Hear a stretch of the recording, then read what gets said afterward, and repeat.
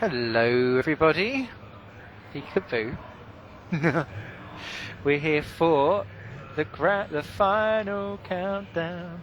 It is the last round of Race Department's V8 series. We're here for the grand finale, the endurance race here at Bathurst. My name is Simon Smith and you're watching us live on PSR TV. Now we've decided to start this broadcast a little bit early just because we can, and because we thought we could yabber on for hours and hours and hours, as you all saw me do on Saturday, and it didn't get saved. Boo, bad ISP people. So we're going to yabber on and get it saved this time instead. Yay! Race Department's V8 series has had a fantastic run of events, and we go into the final championship positions. I know what I mean. Race, that's the one, with plenty of people still very much in the running to becoming the champion. However, it is down to just 2 people, and basically whoever finishes ahead of each other will win. In the lead currently we have Gregory de Grief. In position we've got Mike Seaon. 6 points covers them, but we're here at the Bathurst circuit today and there are triple points on offer, which means lots of fun for everyone. So, here we are. Ta-da! Bathurst 1000. This is our layout of the track today at Bathurst.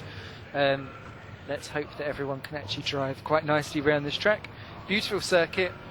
We should really start having a Formula 1 race here. Could you imagine that? Be quite good fun. Trying to lap a Hispania F1 car around going up the hill. Best places to overtake. Into turn 1, the Hellcorn could happen, but you have to be both committed. Then you go up the mountain straight, quite a massive gradient change here at Bathurst if you're not familiar with the circuit already. Then you've got Quarry Bend, which kind of signals the start of the massive weaving enclosed, very claustrophobic section where you continue to climb until you get to the Solomon Park, and then you kind of reach the summit of Mount Panorama. Then you shall hit the other side of that attempt of a back straight. It's not really straight at all. And then from Skyline through the S's and the Dipper you go down through Forest's Elbow, and then you'll come plummeting down the hill through Conrad straight down into the final curve, which is Murray's Corner. And that's probably the other best place to overtake. You can kind of, if you're very committed and someone makes a mistake going up or down the hill, you can try a sly move past, but it's going to very much be more a race of attrition more than anything else, and a race of keeping your cool, keeping your tyres going. Of course, this is going to be our longest race so far, which is going to be the 200 kilometres event, so expect this one to go on for quite a while. And I'm thoroughly looking forward to it. On behalf of everyone on the V8 Race Department series, I have to say that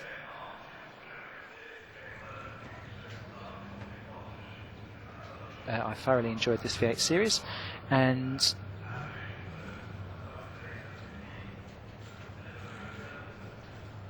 I love it. So let's take a quick look at the championship standings. Ta-da! That's what I'm talking about. 75 points are available for a win here today, which basically means, although we are between Gregory de Grief and Mike Seaon, really, there is a chance that Ben Crooks in 3rd and Hannu Carasola in 4th and James Johnson in 5th have all very much got a very large chance, or an outside chance, those 3 really, to have a quick crack at the whip of being the champion, but it's all down to whether de Grief and Seaon actually crash it on out. And as I say, 75 for a win, followed by 66 for a 2nd place. So that means a gap of 9 points, which means if Mike Seaon comes first and Gregory de Grief comes second here today, Mike Seaon is the man that will win the championship. So it really is down to whoever's going to come home first will be best man and top of the pile. points will go all the way down to 20th. There is a 3-point bonus for fastest lap, and there is a point for leading a lap, and there is a 3 points for pole position, of course. So this comes under the treble standings. You can catch all the action here today on PSR TV and over at racedepartment.com as well.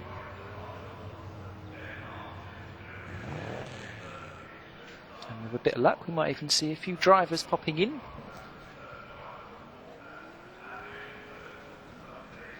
And while we're just waiting for qualifying to get underway,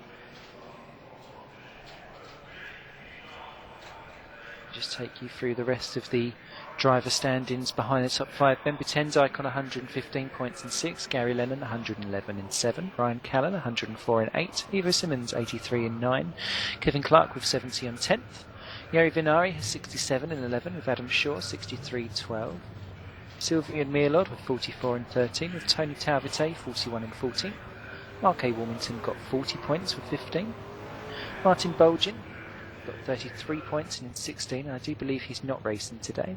Anders Nielsen with 32 points and 17 with Daniel Higgins. It might actually be Daniel that's not racing. It's one of those two that aren't racing, two teammates. They got 30 points in 18. Rich Tranter 25 points in 19. Lee Ross 24 points in 20th. Neil Galt 22 points in 21st. Yao Barbosa 14 points 22nd. Philip Antonia 12 points 23rd. Christopher Larson 10 points 24. Piacek Blazcek in 9 points 25th. Michael Hart-Jones and Vida Rosen with 6 points apiece and equal 26th. Keith Ettles 4 points and 28th with Andreas Loeffler, the only man to have not scored in this championship, 29. And in the Constructors' Championship as well, AAA Engineering lead with 268 points from Road Nash Triple F Racing with 241, High Tech Dodo Racing on 221, Kelly Racing with 198, and Gary Rogers Motorsport with 153. And if you haven't already checked it out, check out the trailer for what is going to be one of the new series. Coming out nice and shortly. The World Touring Car Series, also run I think by Ryan Callan, who is our series administrator here, and you can start getting the sign-ups for that quite shortly over on racedepartment.com. Feel free to join up. It's a rather lovely community, lots of group hugging going on and all of that jazz.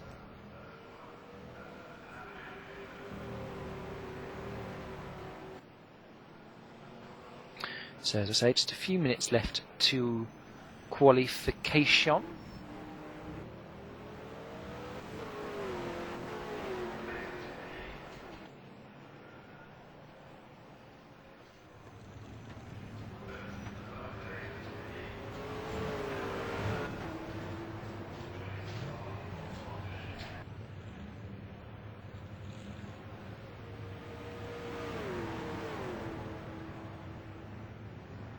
Matter of interest actually, just as I set myself up for the day, I had a rather interesting text message on Monday night which came through quite randomly, just stating from a random number I've never heard before, "I'm pregnant."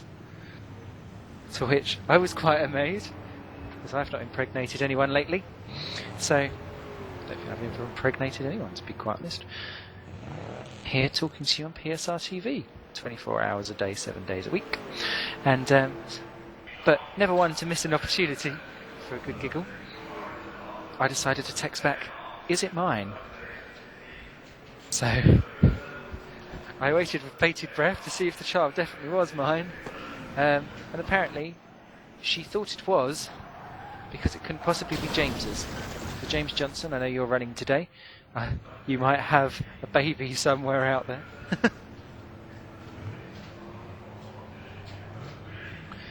And so I text back in my professional work head-on, "Would you still like to claim income support as a lone parent?" So I've not heard anything back yet, so I assume that's the end of that. However, that has now decided to make me play another cool game, which is called Text the Random Person random comments. So, tonight started off with, well, actually, I was talking to my friend at work, and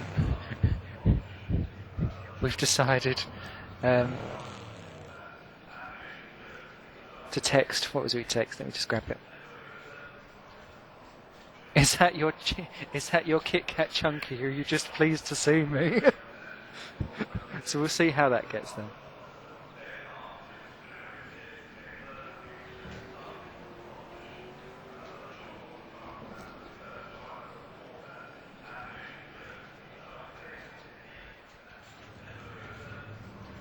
Anyway, moving swiftly on, I'm sure we'll get a couple of drivers in for a quick chit chat beforehand.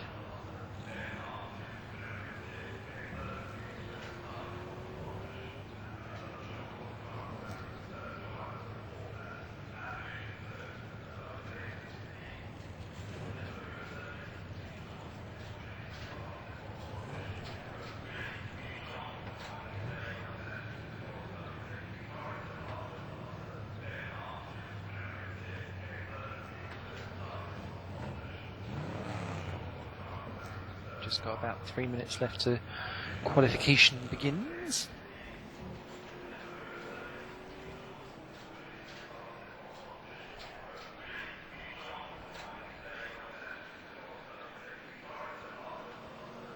And let's see who we can drag into the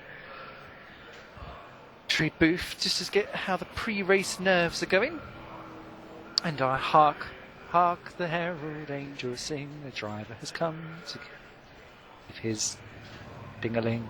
I don't know. We have in the commentary booth here Mark Burney. Hello Mark. Hello. How are you doing today? Your first race with the V8s, isn't it? Sort of, yeah. I had a practice race before the league. I originally signed up, but because of other commitments, I had to leave. Ooh. So, Bathurst is going to be your first official race of the season, and the closer one. How are you looking for it? Not great. Not near the front of the pace, anyway. As fast as I thought I'd be, anyway. Around the 2:10s. Hopefully it's not anything his way. That's not shabby at all. Currently, just while the practice is going on, you're not seeing it on your screens at the moment because I like to not give you everything straight away. I like to tease a little bit. Currently, the top pace in practice is Gregory DeGrief with a 2:07 dead, and you're currently sitting 10th in practice on a 2:10.5. You're by no means last by any means, so you should be proud, Mark.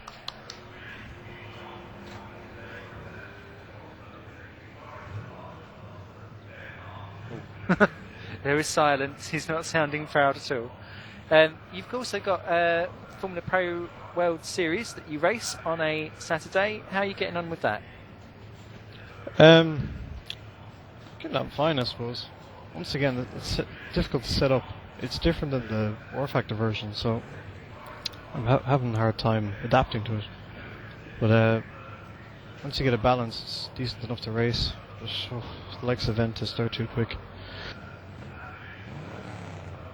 And out of a preference out of the two games, if you had to do, if viewers that don't know at home, we're racing R Factor tonight, and R Factor races quite a lot of Formula 1 style mods, whereas Formula Pro World Series actually races on GTR Evolution. Which game do you prefer out of the two?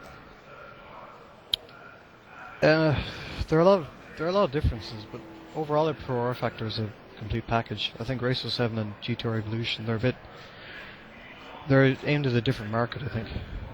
Like the mods are different, for example. It was hard to get the F1 into the Race 07. With the 2-minute pit stops in the Formula 1 race. Here it's coming into the pits and then you're going for a coffee break and yeah. Problem. So have you got any other, apart from this and you've got Formula Pro World Series that you're taking part in as well, have you got any other racing commitments that you're into? I'm in the Nations Grand Prix. I race there as well, but because there's so many drivers, I only race a couple of races. Well that's not too bad at all. We're just moving over to qualifying, so I shall wish you good luck for today's race. I hope it goes well for you, Mark. Okay, thank you. Okay, so as Mark prepares himself for the qualification, which is going to be extra long, I believe, today. We've got a 33 lap race today. And plenty of shenanigans, I'm quite sure.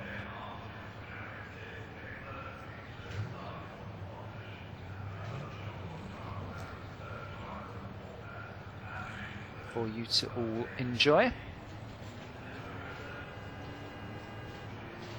Now, qualifying is a 50-minute affair.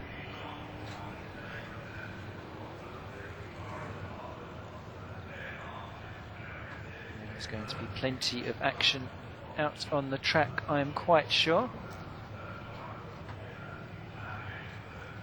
And let's see if we can join on with someone to see exactly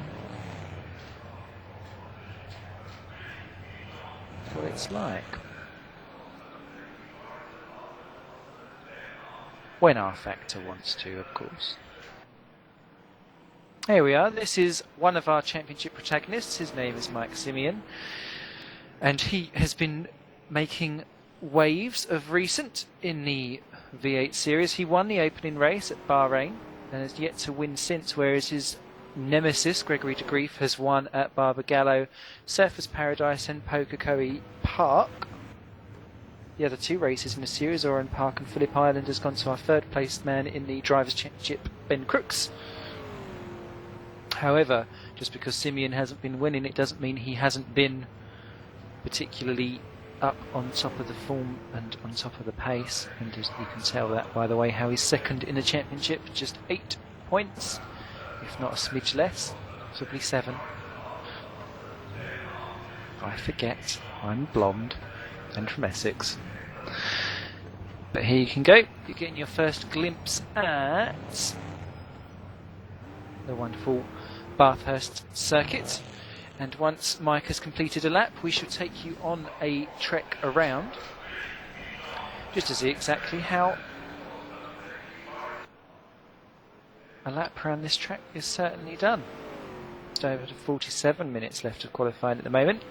So qualifying has been extended mainly because it's our feature finale, and also because you can't really clock a lap anywhere under 2 minutes around here.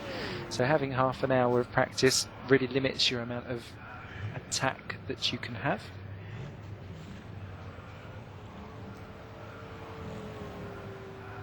And here comes Mike, just coming down into the last corner now. And let's take you on a lap around Bathurst Balls. First corner coming up is Hell's Cobb, and this is one of the few, or Hell's Corn, sorry. This is one of the few overtaking opportunities that you've got. Both have got to be particularly committed, and Mike taking that very well indeed. Just pushing his car right out onto the outside white line, making sure that he uses the full length of the track, not a smidgy moo more. Then up the and down and up again. It's like a little roller coaster, this Bathurst circuit. Up into the start of the climb. No, it's not an R-Factor, X-Factor song indeed. And here you can start to get a feel of just exactly how claustrophobic this track is. And look at how close Mike Seaon, who is on perfect racing line, it has to be said, is getting close to all of these walls. And this is why a lot of people, oh, that's a little bit too close to the wall, as he rubs himself up against it. If he wasn't wearing some car on the outside, he would have some severe burn marks along his skin there. And now we're just reaching the peak now. And it's back round through the S's and the dipper as he starts to come back down the hill. Now it's going to be imperative during the race that everyone makes sure that they kind of don't crash in any of this section, as Gregory de Grief posts a 2:07.95 to take provisional pole position. So Mike Seaon now actually has something to aim for.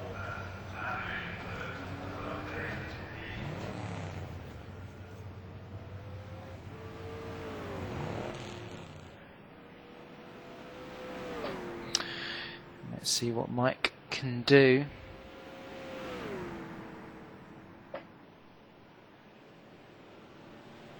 Ben Butendijk is on a to 10.815. That's suspiciously slow for him, with Gary Lennon just pipping him by 0.8 of a second.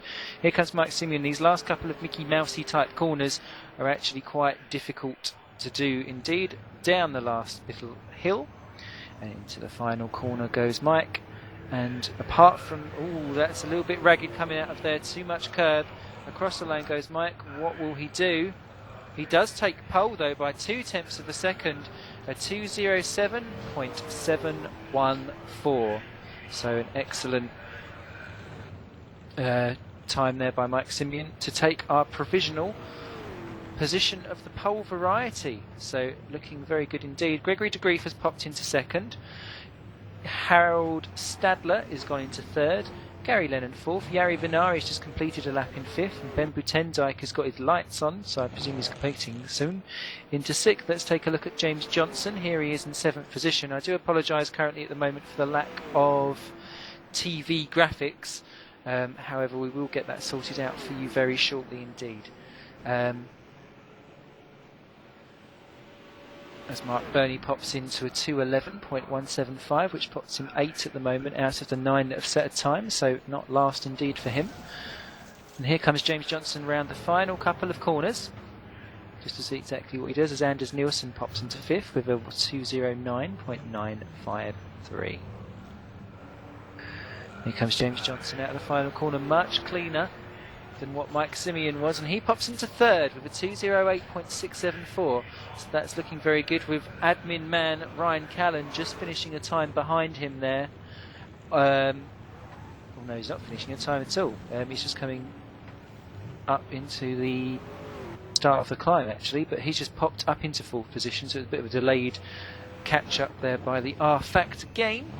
That puts him 4th with a 2:08.850, albeit 1.1 seconds off the pace as Ben Butendijk, and we're just going to pop him onto the screen now with his lights on, being able to come in 3rd with a 2:08.325. So the times are starting to already tumble, and we're already just 7 minutes into this 50-minute qualifying session. So plenty of people out there giving it some welly.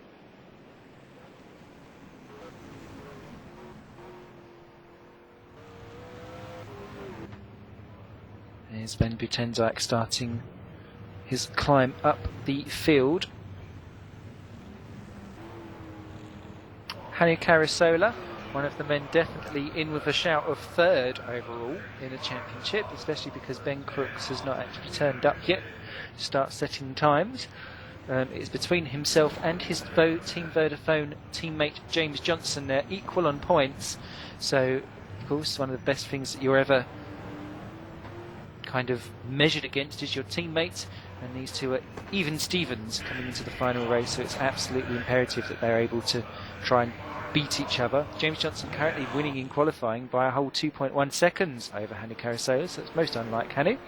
I'm sure he's on a good lap at the moment as he comes flying down the roller coaster hill.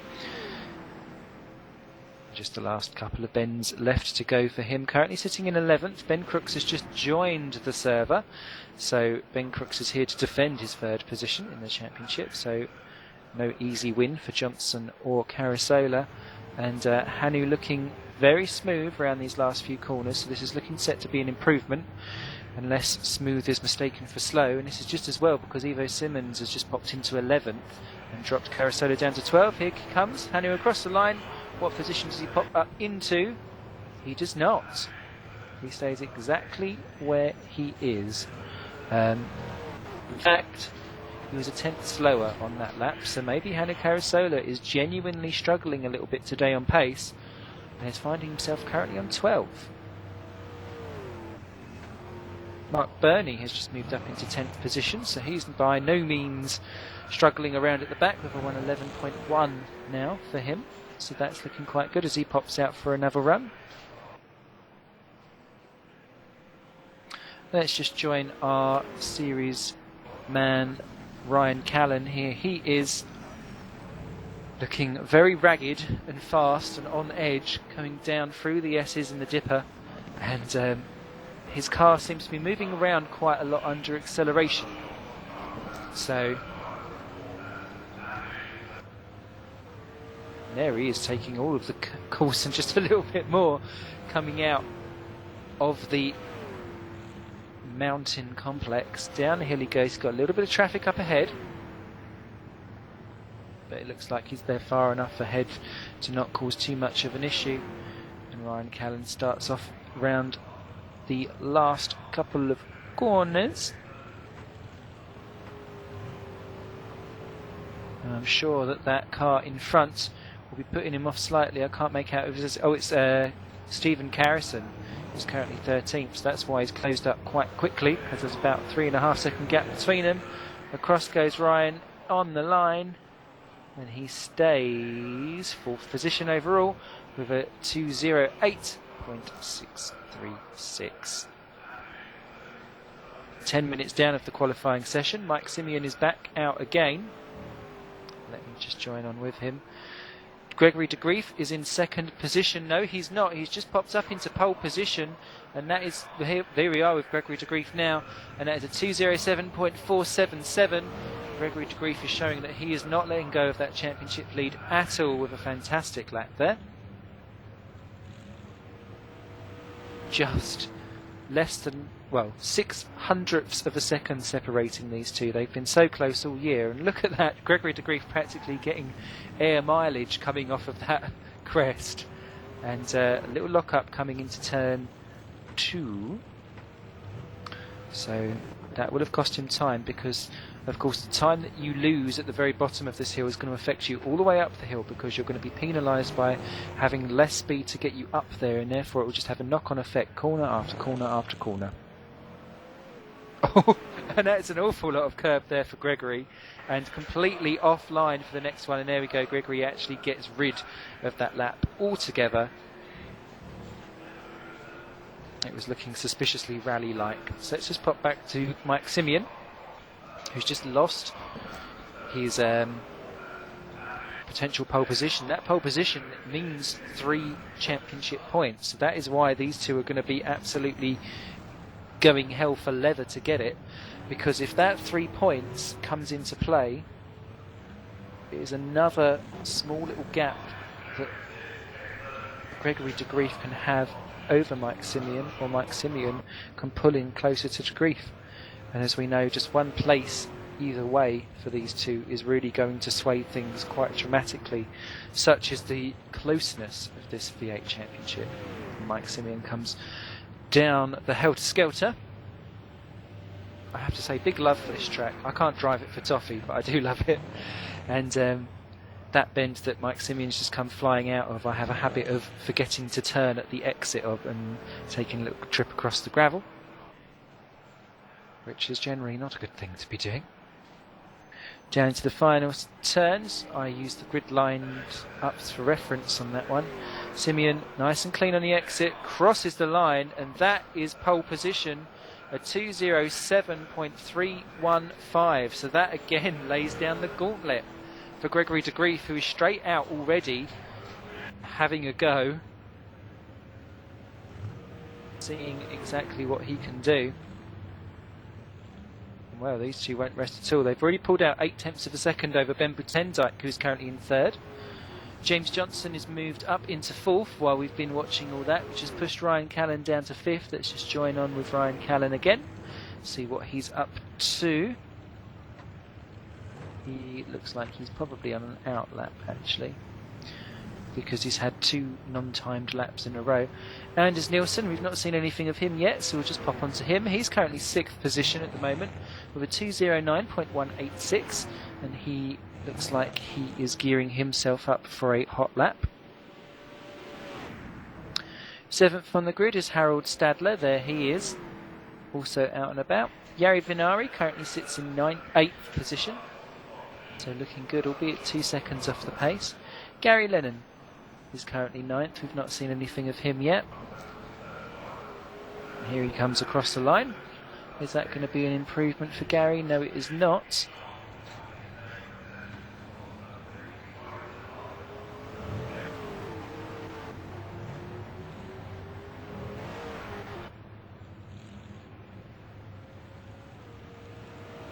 He slips down to 10th, and that is because Ben Crooks has just popped up into magical 6th position, there is Ben.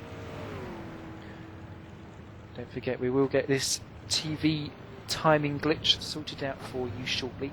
You'll be actually able to tell exactly what is going on out on the track. So here is 2nd position in the Gregory de Grief. Too many G's there for me. And he's just coming back down the mountain. He'll be coming round the mountain when he comes. Ooh, and that's looking a little bit ragged again there for Gregory. I find that little S's complex in the round there is such a complete biatch. Right. As out Gregory emerges, not necessarily unscathed, but still looking extraordinarily fast.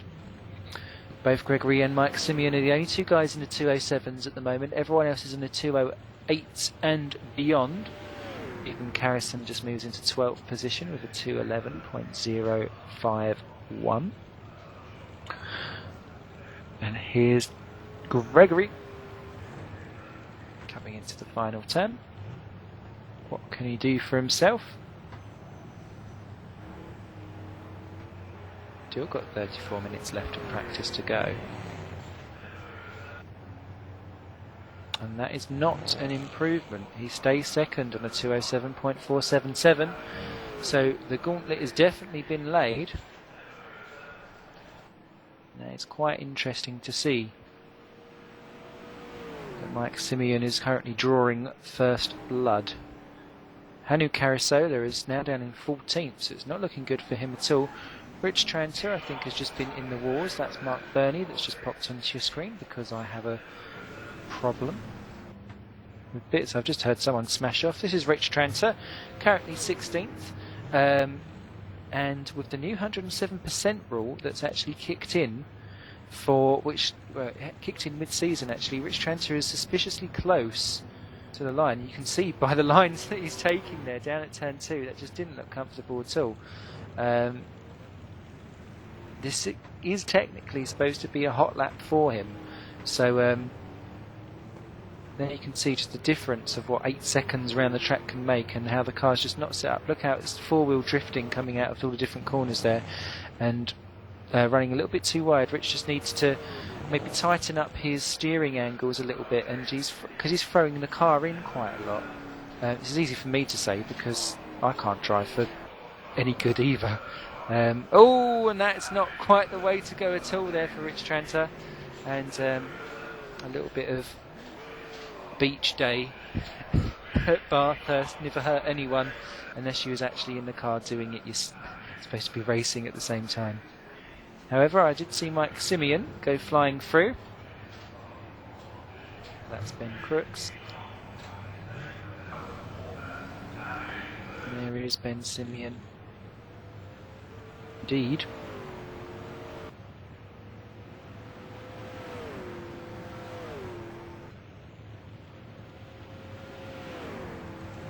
Coming down the final corners. Let's see exactly what he can do. Can he extend any of his championship pole position advantage? Ben Crooks has moved up into 4th position, just off your screens at the moment. And that's pushed Ryan Callan to 5 and James Johnson to 6. Here comes Mike Seaon over the line, and that is not an improvement.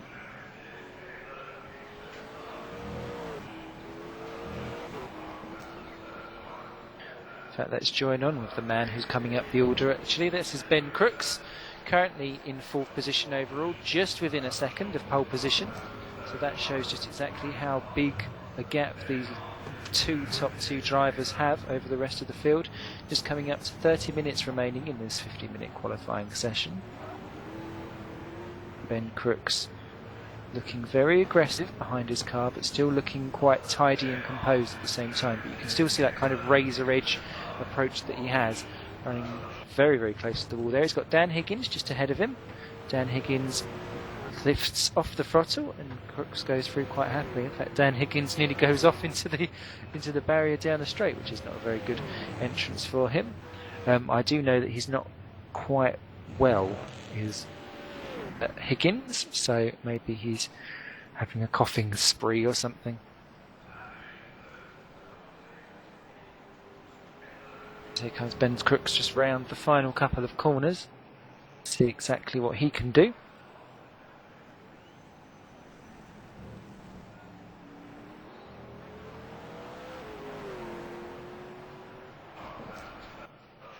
No, it's not an improvement by Ben Crooks either.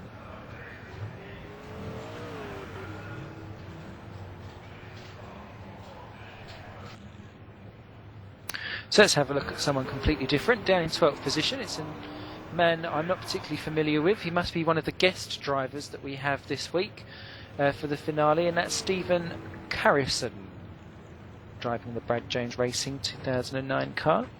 He's currently in 12th with a 2-minute 10.966, and that's looking mighty tidy through turn 2 and then starting the climb up. He's certainly sticking quite happily to the racing line. His car looks much more planted than they say that of Rich Tranter's. So this is kind of like where the middle ground is, and there you can see he's using the curbs and he's bouncing off one side of the track to the other quite nicely. In fact, using a little bit more than... Oh! That's called bouncing off the wall, and that might exactly be why Stephen Carrison is 3.6 seconds off the pace, if he's using walls to make sure that he doesn't run too wide. As Hannu Carasola just jumps into 12th position, pushing this man Stephen Carrison down into 13th, so I'm quite sure he'll be wanting to have that back. Harold Stadler has just moved up into 9th, and Jari Vinari has moved up into 8th, as Carrison there very wide on the exit downhill section, practically scraping along the barrier, and that's going to hurt him all the way down the straight. So I'll be very surprised indeed if this is going to be an improvement for Carrison. We should just stick with him so that he finishes off his lap quite nicely. And I have been watching the wrong person all along, because just off your screens a certain man called Gregory de Grief has just gone into the 206s to take pole position. We should just watch Carrison go round, because I don't think that pole position battle is going to end quite there. Carrison does not improve indeed. So Gregory de Grief now is the man who is who's busy crashing into the wall and pulling off. So that is going to leave Mike Seaon, who is also off into the gravel, and that be that. So Gregory de Grief currently is the man who is on top with a 206.870. Mike Seaon is second.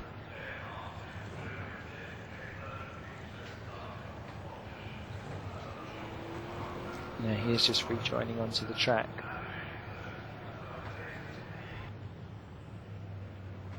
So we're going to take a quick look at Jari Vinari, who's doing very well, up in 8th position. He's 9th overall in the championship, but that's been more to do with the fact that he's stayed out of trouble and been quite consistent for being what has been a relative midfield driver, by the fact that he's turned up to all the events, finished them all, and has progressed during the race due to everyone else having their problems. He's ended up quite nicely indeed, looking like he was running a little bit wide there in that corner. He comes down into the last one. I think that might be to actually start a hot lap by the looks of it. No, it's not. It was to finish. Well, it looked quite slow, but actually it was very composed, and Jari Vinari pops up into 7th position, which I believe will be the highest start that he's had in this V8 series, quite possibly, with a 208.897. And that bumps Anders Nielsen down into 8th. Let's have a look at Anders Nielsen actually. He comes flying down the hill into the last sector of the lap.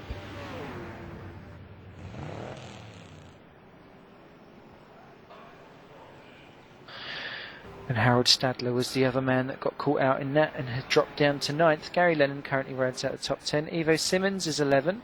Hannu Karisola 12. Stephen Carrison's 13, albeit 4 seconds down. Mark Burney is 14th.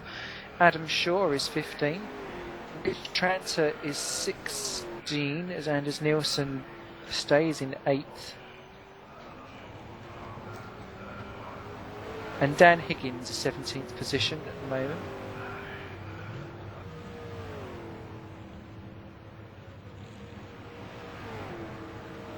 And there are all the drivers that have so far actually set a time.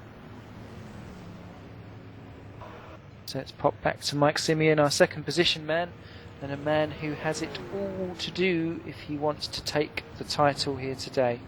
He needs to beat Gregory de Grief on the track.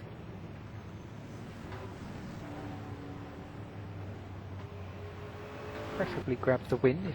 If Mike Seaon wins the race, then effectively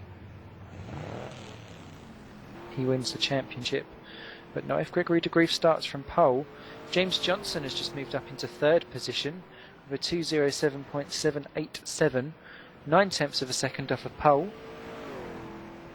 and half of a second behind this man we're watching, Mike Seaon, who's currently on the front row. And that looking a little bit four-wheel drifty there by Seaon coming out of that one.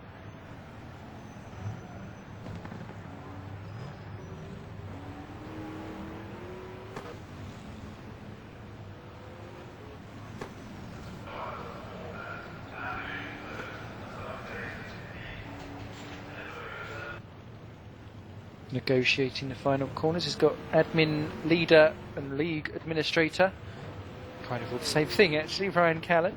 They're just moving out of the way nicely, so Mike Seaon has not been blocked, but I'll be very surprised if this is going to be able to kind of capitalise on things. A couple of the corners have looked a little bit messy. Ooh, that's very hard turn in there by Seaon, rounding into that corner, using all of the track and even a little bit more to make sure that he had the perfect angle in.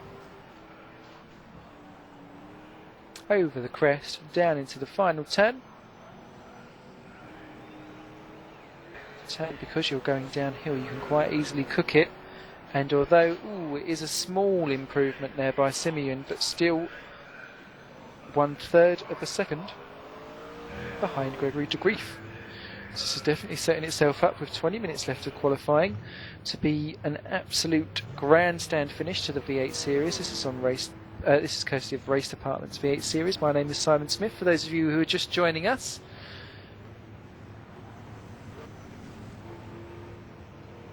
And we're here at Bathurst for the final Grand Finale Endurance Extra event.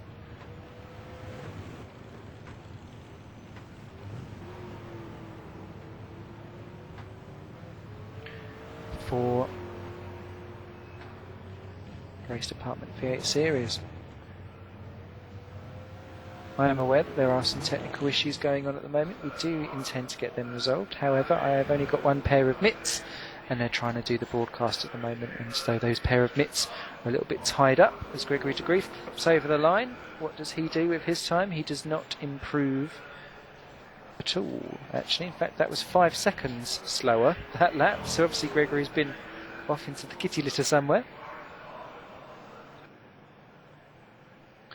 Here is Ben Butendijk in 4th position currently at the moment.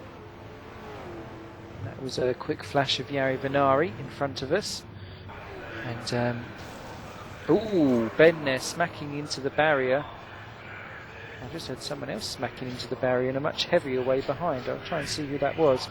But Butendijk there using all of the track and more.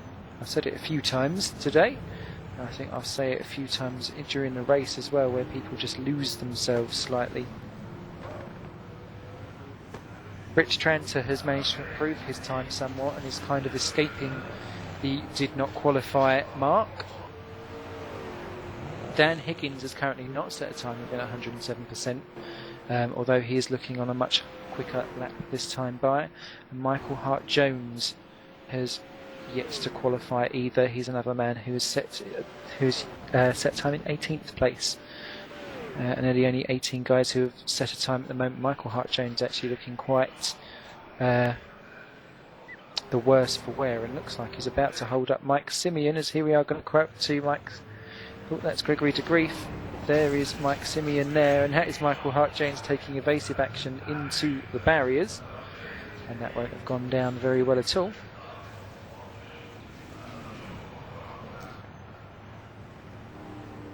Harold Stadler has moved up into 7th position overall. In fact, let's just take you on a quick rundown of the qualifying order so far of the cars that have actually qualified within 107% of the time so far.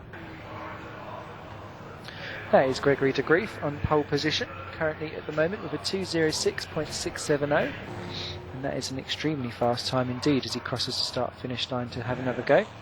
There you can see him on your screens. Second position currently is Mike Seaon, who is just coming around to finish off a lap. I don't think it's going to be better though. Third place is James Johnson, 2:07.787. Fourth, Ben Butendijk. Fifth, Ben Crooks. Sixth, Ryan Callan. Seventh, Harold Stadler. Eighth, Jari Vinari. 9, Gary Lennon. And 10, Anders Nielsen, as Mike Seaon does not improve that lap round.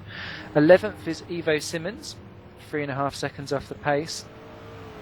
Hannu Karisola is 12th. He's suspiciously a little bit down on pace this weekend, so Hannu there on his back foot if he wants third overall in his championship. Stephen Carrison, 13th place. Mark Burney, 14th. I think we'll be quite pleased with that. Oh, as he just pops up into 11th there for Mark Burney, so that's a good result for him. Let's just find him on our screens there. There is Mark Burney. He drives for me, actually, in the Formula Pro World Series, where he is our regular back marker for Back Marker Brigade. Naturally, we have potentially a spare seat going there. So if you do want to race on Saturdays in the Pro League of that, do get in touch with me. There's a bit of confusion over my second seat, so it's not 100% guaranteed that it is free, but if you do fancy a quick drivey poos, you're more than welcome to come along and have a chinwag with me, and we can talk a little bit and find out. There's Mark Burney there over driving slightly around some of these corners, but not too shabby in 11th at all. Ivo Simmons is now slipped to 12th then. Hannu Karisola to 13. Carrison's to 14. Adam Shaw is 15. Rich Tranter is 16th. 7 seconds off the pace, but still very much going.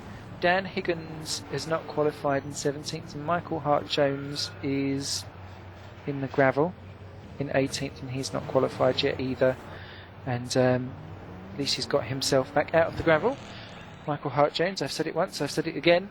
And if ever anyone knows how to recover a car from a gravel trap, it is Michael Hart-Jones, purely because he spends most of his time in one. But we have all come to love and respect him as a back marker who tries his very damnedest best. And what more can you ask from someone than their best? Rich Tranter in 16th position is on your screens at the moment. Let's see if he can improve a time. He would like to be, I think, maybe another second faster, just so that he absolutely guarantees himself a qualification slot. And this time not looking too shabby.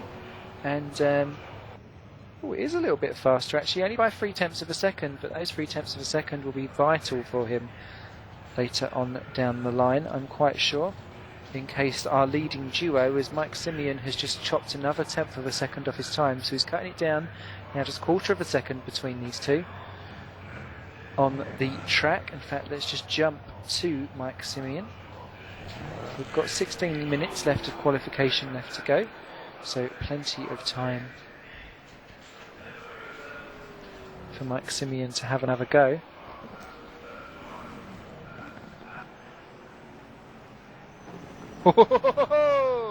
And that's not the way to do it, Mr. Seaon. And God knows how he had enough car control to keep that one going. He's given up on the lap. But there you go, he just tagged one barrier, then Master went four-wheel drift into the next corner, somehow kept it going. That was perfect car control by him, and I'd be very pleased with that one at all. Ben Potenzike in full position once again with his lights on, as he just pops past Ivo Simmons. He's on a warm-up lap.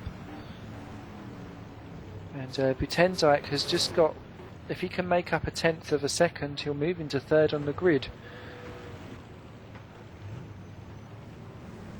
He's got 4 tenths over Ben Crooks as well. So James Johnson currently in pole position for third place overall in the championship as well, because Crooks, Johnson and Carasola, as I can hear someone smashing quite heavily into the barriers off our screens.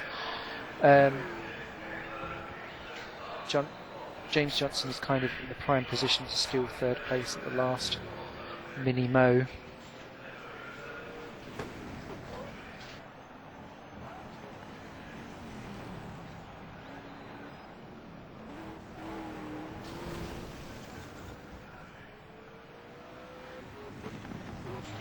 And it looks like Adam Shaw may well have been someone that's just been off into the barriers. Oh no, he's got himself going. He was just he slowed down to a complete stop just so that he could let some cars go past. Very gentlemanlike driving by him. Both of our top 2 guys on the grid are out on track doing laps, as are Ben Crooks and Ryan Callan in 5 and 6. So you're watching Ben Potenzike in 4th. Just ahead of him is Ryan Callan, so I'm going to keep my eyes permanently bossed. In fact, Callan is slowed to a complete stop. Ooh, there you can see Potenzike, they're just squeezing through. What can Ben do into the final corner? It looks like quite a decent lap so far.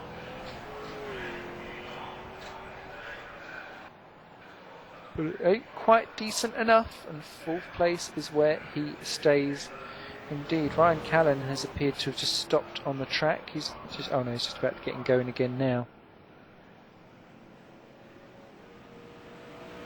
As someone has moved up another slot. Oh, there's a bit of a crash. It's Michael Hart-Jones has crashed off and just held up Stephen Carrison and Mark Burney there. So that is kind of, as you can see, Ben Potenzike just going through some of the debris. Michael Hart-Jones currently 15 seconds off the pace, and looking like he may well struggle to qualify for this one. There's Ivo Simmons down in 13th place there, and let's just jump to him. We've not seen him really this qualifying session.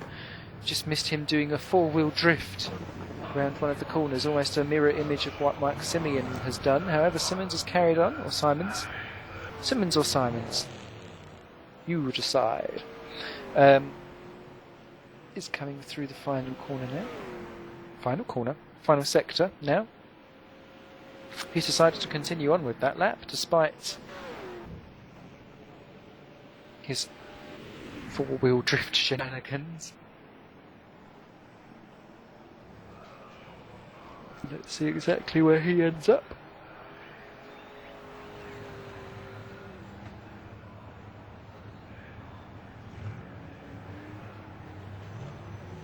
I find it so easy to outbrake myself into that corner. In fact, I found it quite easy to outbrake myself into all the corners just because I'm a rubbish driver. Ivo Simmons there stays in 13th position, 1 slot behind Hannu Carasola, who is kind of in a bit of no man's land. The top 10 are separated by 2 seconds basically. Then there is a second gap to Mark Burney, Hannu Carasola, Ivo Simmons, who are all within a tenth of a second of each other, and then there's almost another second back to Stephen Carrison, another second back to Adam Shaw, another second back to Rich Tranter, and Dan Higgins, who is normally actually a much more on the pace than this. I wonder if he's just had a couple of bad laps and mistakes, as I'm just going to join on board with Higgins. Down in 17th position, here he is just coming into the final corner. It'll be interesting to see what he's going to be doing, as we're just ticking down, almost just 10 minutes left to go in qualification. And Higgins crosses the line, and that is a good 2 seconds off his time there, so this is an improvement. However, I don't know if it's improvement enough, so I'm just going to grab my calculator, get out 107% time, which is currently being set by Gregory de Grief with a 126.870.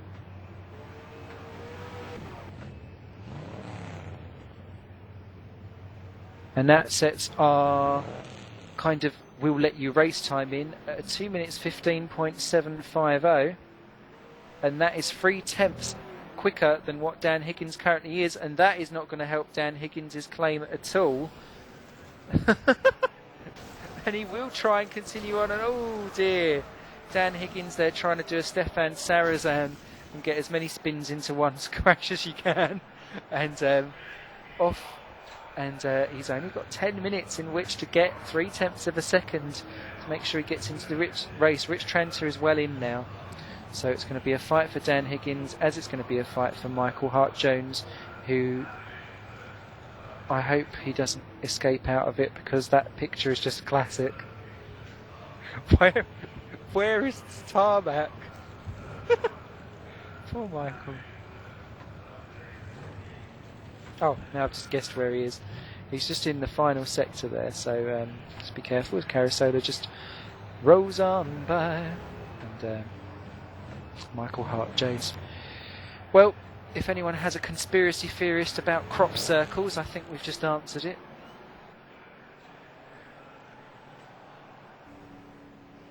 And here is Gregory de Grief out on a scorching hot lap.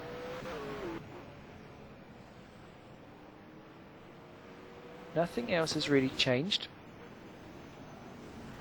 except Gary Lennon has moved up into 8th position, unseen by myself, as we come down to just 8 minutes to go.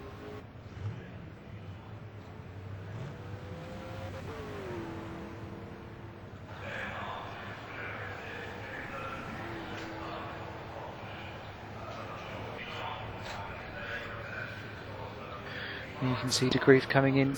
Mike Simeon currently in 2nd. Ben Pretendike is in 3rd. James Johnson is 4. Ben Crooks is 5. Ryan Cannon 6. Harold Sadler in 7. Gary Lennon 8. Jari Vinari 9. Anders Nilsson 10. Hannu Karasola has just popped into 11th position, finally getting under the 1 minute 09s. Mike Burney is 12. Ivo Simmons down to 13. Stephen Carrison 14. Adam Shaw 15. Rich Tranter is 16. Dan Higgins 17, Michael Hart-Jones is 18. Only 18 drivers appear to have actually turned out for this event, for the finale. So that is a shame. I was looking forward to a Mumahusiv end finale. Someone's just improved their time. Jari Vinari has just improved his time, although he does stay 9th. And Ivo Simmons has improved his time and jumps up into 11th, bumping Karasola and Burney down. So those lot continue to push each other forward. And Gregory de Grief not able to improve that time around by the looks of it as he crosses the line. No, he does not. Let's just see what Mike Simeon is up to. These two really in a class of their own. It's then 6/10 back from Simeon to Pretendike, Johnson and Crooks, who are all within 1/10 of a second of each other.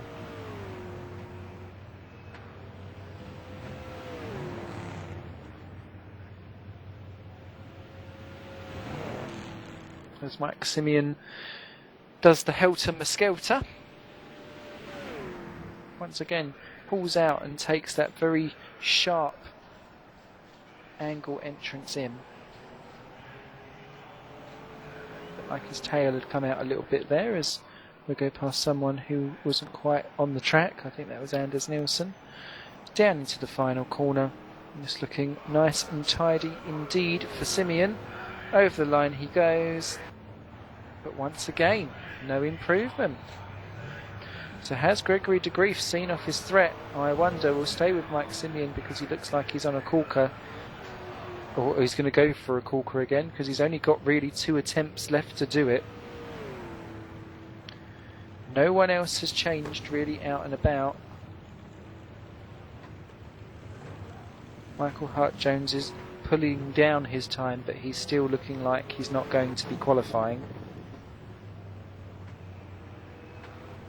And Dan Higgins is still yet to jump the net either, as Seaon continues his ascent up the mountain. What exactly is it that he can do this time round? Plenty of curb there. Cutting ever so slightly on the grass. And Mike Seaon, I've noticed this with most of the fast guys actually, they seem to take the white lines as the kind of where you park your car to the outside of when you want to turn into some of these corners. Dan Higgins almost improving on his time, but I don't think he will now because he's just spun it off in 17th position trying to get down the hill. He's almost tank slappering it. So Dan Higgins running out of time to find 0.3 of a second to get into the race.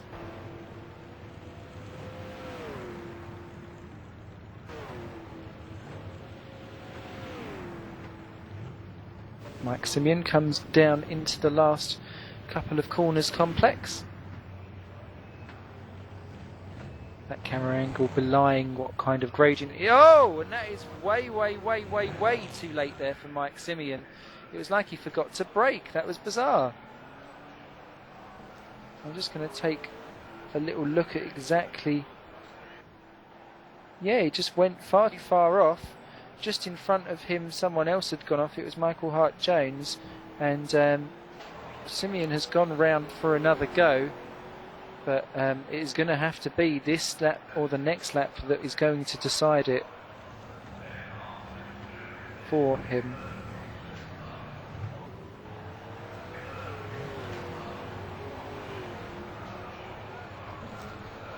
As Dan Higgins has just made a scruffy exit out of turn 1, it's looking increasingly difficult for him.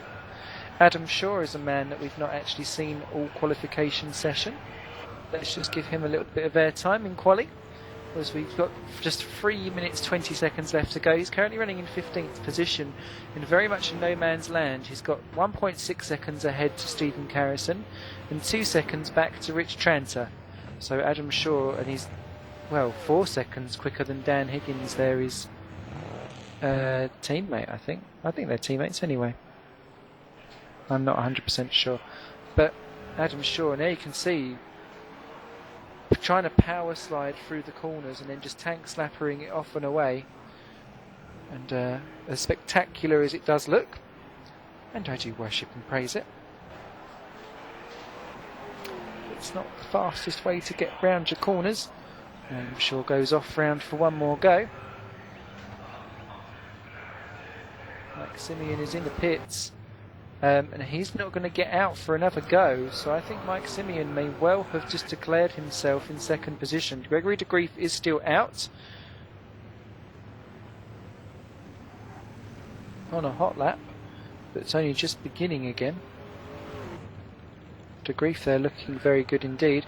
Here's Ben Butendijk currently in third place. He needs to hold that if he wants to put some spoilers in the mix. He's not got his lights on at the moment as he comes into the final corner.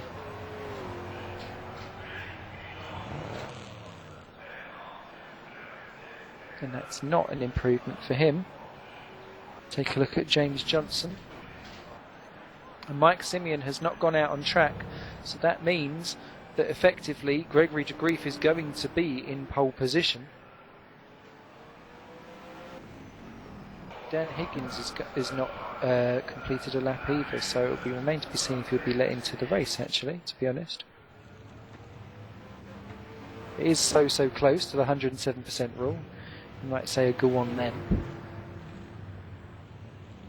James Johnson comes down. The final rocky, rolly, coastery ride. And let's see exactly what he can do. Into the final couple of corners. If he can just improve by 0.05 of a second, he'll have third position on the grid, and that will put a car between himself and Ben Crooks, who is his nemesis, who's going to be starting alongside. I'm going to say that Hanno Carasolo does not have the pace today to challenge for third overall. And James Johnson can't do it. He was a whole second off that lap, actually. And that leaves it between him and Ben Crooks to see what he can do. Let's join on with Ben Crooks and see exactly where he is. Gregory de Grief, we might as well just say, has pole position. But Ben Crooks could quite easily make his battle for third place a whole lot more to his advantage if he could just improve by 1/10 of a second, because that would put him ahead of James Johnson. If he could improve just a smidgy bit more, that would put him ahead of Ben Butendijk as well. And the checkered flag is out, so qualifying is over. You can only finish the lap that you are on. So for the 18 drivers, this is the penultimate, or the last chance that you're going to be getting. I'm half asleep. My words coming out my mouth aren't exactly anything to be doing with what I'm supposed to be talking about at all. Even worse than normal. As Ben Crooks pops into the final corner. And let's see what he can do for himself. A little bit wibble wobble on the exit. Across the line he goes, and that does not improve his time at all. In fact, it was only 0.050 off, so that's a shame there for Ben Crooks, who is actually out on a lap. James Johnson is still out on a lap. Brian Callan in 6th position is still out on a lap. Let's see what he's up to. Someone's just jumped up the order. It's I think it's Anders Nielsen. It's Ivo Simmons has popped into 12th position. Last gasp of effort. Ryan Callan and James Johnson are really the only other people that stood out on track. James Johnson is just about to cross the line now, and I'll just give you his time. He stays where he is. Ryan Callan is just about to come to the line. He's probably the last man out on track, actually, to complete a time. So he gets the award for that. But he does not improve and stays 6th. And that is the end of your qualifying. Gregory de Grief grabs pole position. Mike Simeon is 2nd. Ben Butendijk 3rd. James Johnson 4. Ben Crooks 5. Ryan Callan 6. Harold Stadler 7. Gary Lennon 8. Jari Venari 9. Anders Nielsen 10. Hanu Carisola 11. Ivo Simmons is 12. Mark Burney 13. Stephen Carrison 14, Adam Shaw is 15, Rich Tranter is 16, Dan Higgins 17 and Michael Hart-Jones 18. It would remain to be seen if they actually are allowed to start, but why not just for fun?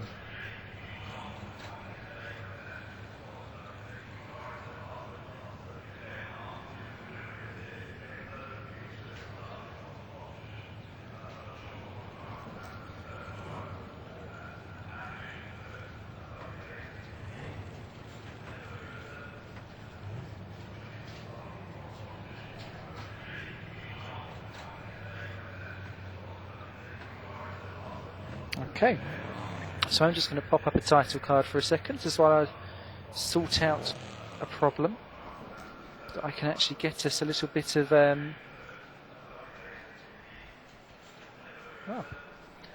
let's see if I can get us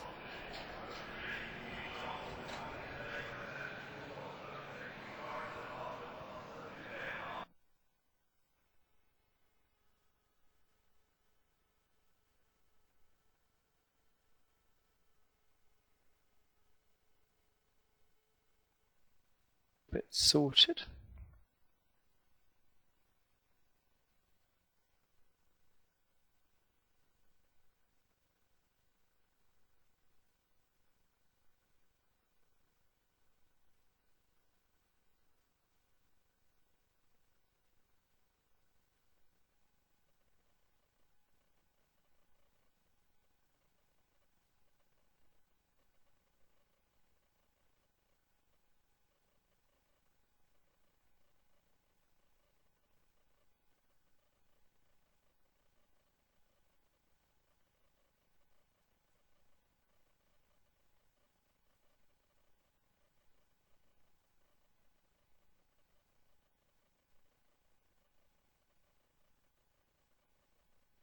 Because I've already done my wonderful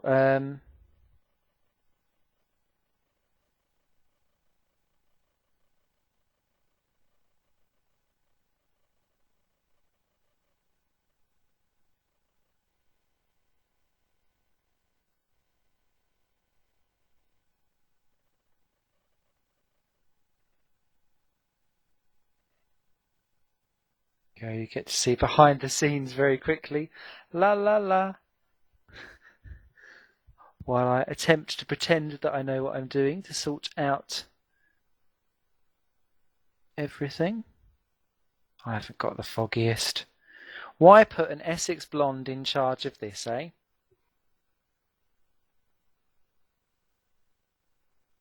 Incidentally, actually, this is probably the best time to advertise, along with anyone else. If anyone does fancy doing some camera work for Season 2, because I'm sure there's going to be a Season 2.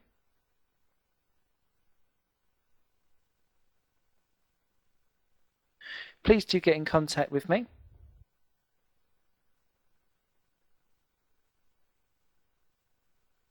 Over at Race Department, just send me a private message and we can have a quick chin wag. It is really easy to do because I'm able to do it while we're actually commentating, but as you can tell, there's times where I just go a little bit silent, where I'm a little bit confused and it would be quite nice.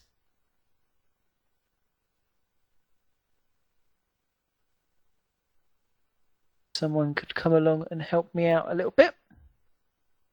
Hello, mouse button. Okay. Now if I type in the right password. Oh, this is looking good. This is looking good.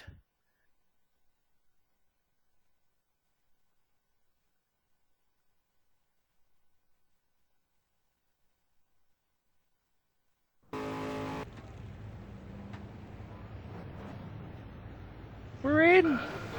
We're in! We're going to have TV graphics and everything. Oh, I'm so proud of myself.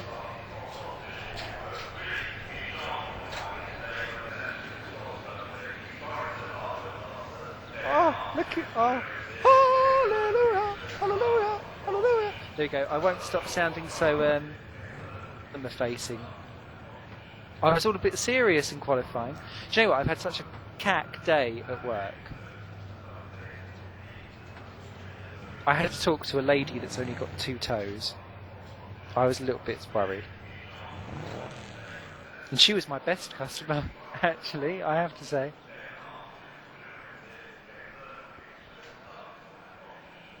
Joys of dealing with the general public.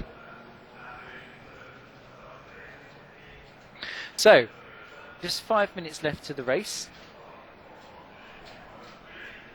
And let's just see if we can pick up on someone. There is our... See if it's going to work. Is it going to work? Oh, press the wrong button. Oh, it's working and everything. Oh, it's working. Oh, group hug. We're all in it together. You've got to sit and suffer. Anyway.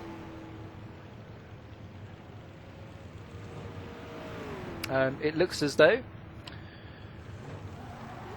Michael and Dan, although they didn't technically qualify, I think we're just going to have a free-for-all, let's start and have fun anyway. As you can see, not long left to go until warming-uppy is over and the race begins. So, let's just to recap, our 2 championship protagonists, whom are Gregory de Grief and Mike Seaon. Oh, Dan and Michael are being told that they are not allowed to race.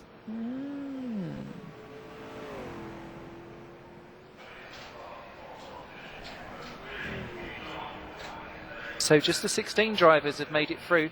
That shows you exactly how Bathurst is on you. As you're just watching a quick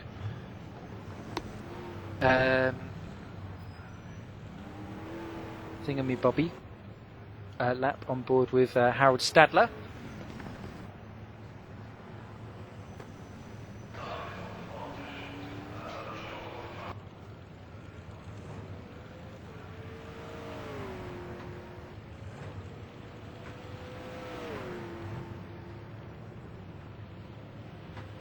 And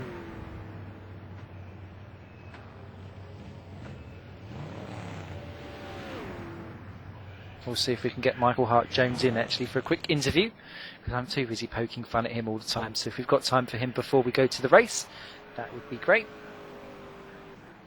So our championship protagonists are on the front row.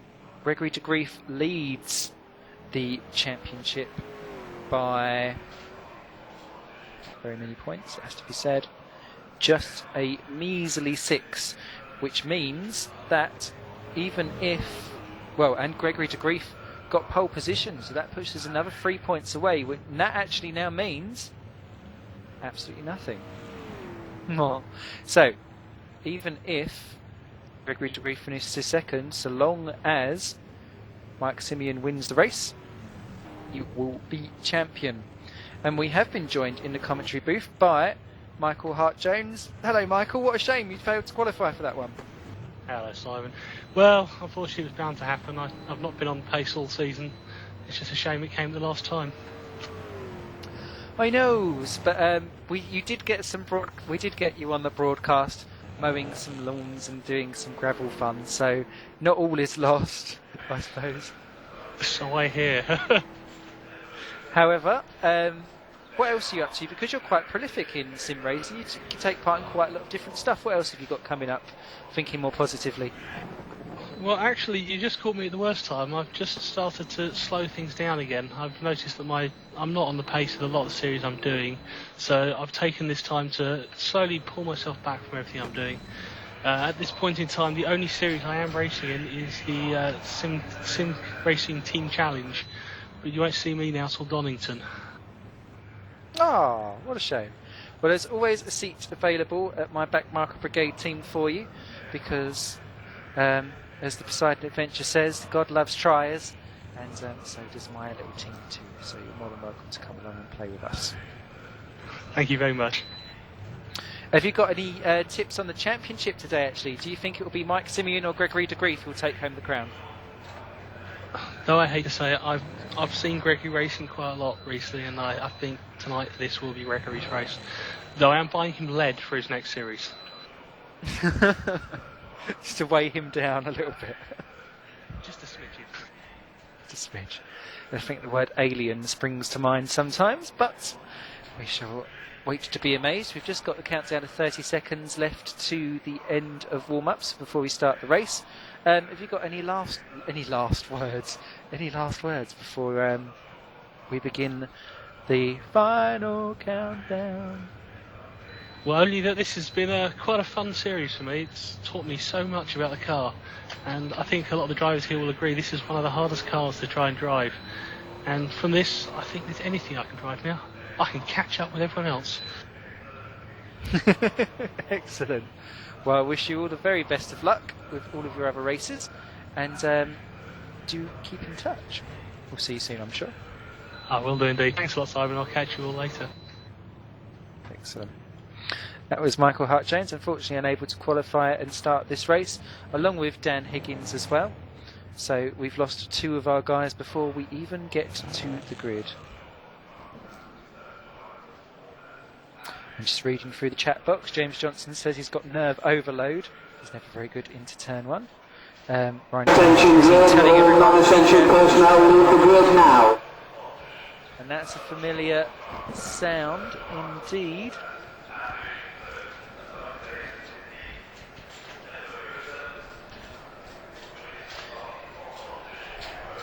Now you can see our grid just forming up there.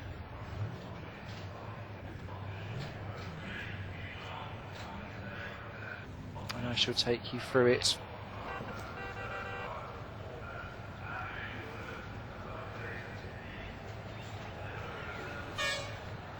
No, I won't. Here come the lights. And the final round of the race department V8s is definitely go, go, go. Everyone's off, not too badly, but Mike Seaon looks like he's had a bit of a dodge one there. What has happened to Mike Seaon? He's slipped back to 5th position off the line. Gregory de Grief leads out of turn 1. James Johnson is to 2nd. Ben Petenzijk 3rd. Callan 4th. Seaon down to 5th. What a dreadful start there for the man who wants to take the championship.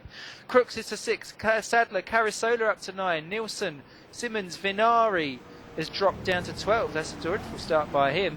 The rest of the 16 cars have got through just about. Rich Trenter there just running a little bit wide as he was pushed down the position. But De Grief leads. Mike Seaon back up to 4th position though. And immediately on the attack, he knows that he cannot afford to stay behind anyone. He's just got past Ryan Callan, and there you can see Callan desperately trying to defend. And very close racing indeed by these guys. How on earth that they can actually be racing vaguely side by side around here. So, that was Gary Lennon going into the barrier there, you can see, and just giving it a little bit of a love nudge. So obviously going very much not giving anything any leeway whatsoever. And there's only 16 guys. Points are guaranteed so long as you pretty much get home, but you must get home in order to score those points. And this is a dream come true for Gregory De Grief, who is currently leading by half a second and extending his lead over James Johnson in second. Ben Butenzaik is third. And here we are watching Mike Seaon, who is our main championship protagonist, in 4th position, coming down the hill. If he can get into the slipstream of Ben Butenzaik, it looks like he's a little bit too far behind this time by, but he needs to pick off Butenzaik and Johnson. He's got the speed to do it, but what else can he do, I wonder. I think Gary Lennon's going to have a go in 6th position on Ryan Callan. Ooh, almost. Ben Crooks there fancying a look actually on Lennon instead. Lennon there pulled out to have a nose, thought better of it, and there I can just see Mike Seaon having a go up in 4th position on Ben Butenzaik, and Ben Butenzaik drops behind Mike Seaon. And there you can see just behind as well in 6th and 7th position there Crooks and Lennon, and Lennon just about holds on to that one. Ryan Callan then down to 5th. Ben Butenzaik is down to 4th position. Mike Seaon now into 3rd. There he is. Who is next on his list? That man is James Johnson. And there you can see behind Butenzaik, Callan. Lennon running very wide there, and Ben Crooks is going to have him for breakfast if he's not careful, because that was very, very, very wide indeed. In fact, Lennon was lucky not to be scraping the barrier at that point. But Ben Crooks not able to get through. And there you can see the racing order. Carasola up to 8th there, so suddenly he's put himself right in contention, even if he's running slower. Vinari dropped to 12, Bernie to 14, Tranter is our last man in 16 currently at the moment. And there is your 16 as Ben Crooks pulls out. Is he going to have a nose at Lennon? That is a brave man who even tries to attempt one of those moves. So Ben Crooks obviously knows that, of course, James Johnson sitting in 2nd position is going to have 3rd overall in the championship. They can't afford not to try to overtake. They can't afford also to chuck it off into the barriers. So this is going to be very much a strategic battle, but one that requires both strategy in terms of pit stops, tyres, fuel, and driving ability. You cannot just sit behind people here today. You've got to do the action on the track, and you've got to do it now. Here is 2nd place James Johnson. There you can see Mike Seaon slowly closing down the door. A massive battle over 13th position, actually, I have to say, if I just jump back to it. That is Adam Shaw, and that is Mark Burney fancying a nose down. And both of them off onto the grass. And who's that behind them that's going to try and take advantage? That'll be... Oh, no. Both of them off. Stephen Carrison has the pair of them. Adam Shaw drops to 14. Burney down to 15. I'm quite sure they'll all have another go again. Quite quickly indeed. And the back of the field there providing some pretty hot action indeed. And the battle for 8th isn't looking too bad either, but Ben Butenzaik in 6th position has got Gary Lennon sizing up, and Ben Butenzaik blast past on the straight, round the outside into turn 2, and that was a brave move there. Gary Lennon doing well to basically let him go round, because I could have quite easily stuck his nose up on the inside and just punted Ben off into the barriers. However, he probably would have come back across the track and ruined the race for everyone else still going. Lennon drops to 6. Ben Crooks there sitting there in 7th, not quite able to take advantage of either of these two's manoeuvres. Now you can see Ryan Callan in 4th there, just pulling further away from these. And here we watch Mike Seaon we're about to see in third position. There's a bit of a car on that track. I think that might have been from Gary Lennon on the first lap. And Seaon straight onto the back of James Johnson. Mike is not mucking about at all. Gregory de Grief, I can hear a smack of a barrier somewhere actually. I can't quite see who it is, but I do hope it's not terminal. We've not got many cars really to lose today. But all 16 are still going. And Mike Seaon definitely looking like he wants to gobble up second place James Johnson as soon as he can. Here we are on board with him, looking through the helmet visor, and he's sizing him up very nicely indeed. Further behind, Ben Crooks and Gary Lennon have nearly taken each other off. And Lennon, oh my goodness, let me just quickly cut back. Gary Lennon in 7th position. Oh, no. That was... Oh, and he's just pulled back on in front of Stadler, Nielsen, and Buitendijk is the man who has innocently taken out in all of that. And let me just go back for a replay, if I can get one going. And I'm just going to extra speed it up. Pie, ice cream.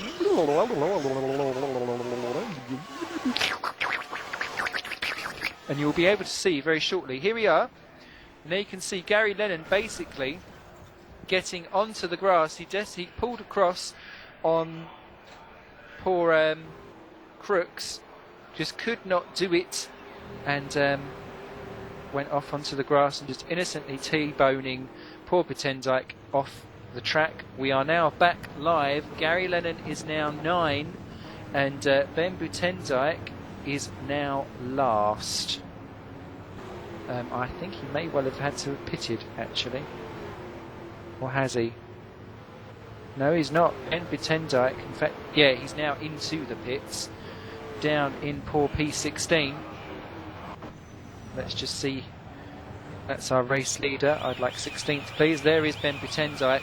And well, if that has not just damaged his championship hopes, I don't know what has. What a shame there for Ben Buitendijk, a man who's had to put up with me saying his name wrong for so long. And now that I'm saying it right, he's in all kinds of bother and trouble. However, the battle for second place is raging on lap 3 of 33 round this 200k endurance race at Bathurst. And Mike Seaon and James Johnson continue their ongoing battle spat for second, and there you can see both of them pull off the track basically in order to get the tightest line through that corner, because then you can start to take it almost flat out, if not flat out indeed. Mike Seaon definitely sizing up James Johnson for, if not a switcheroo, will go for a Lungelina down into the final turn maybe. No, he's too far back.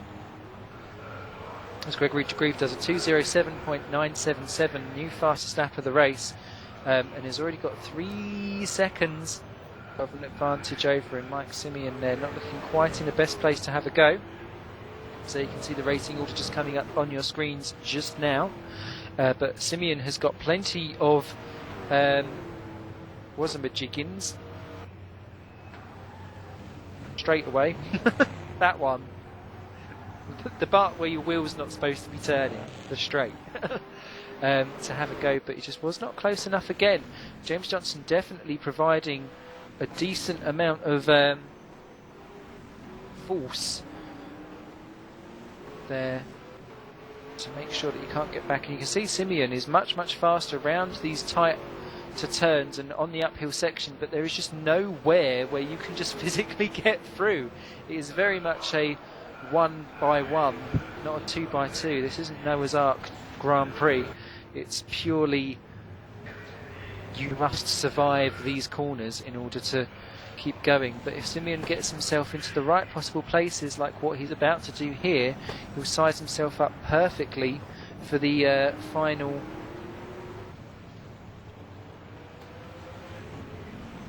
few corners.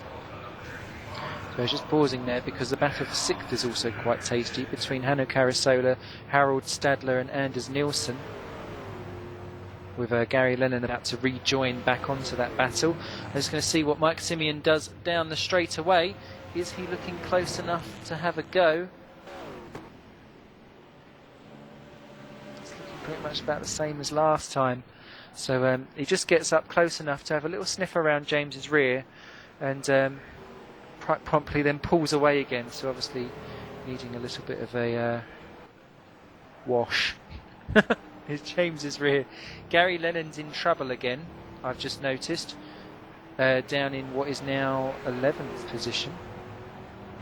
When I press the right buttons, there he is, and I didn't quite see what had happened to him actually,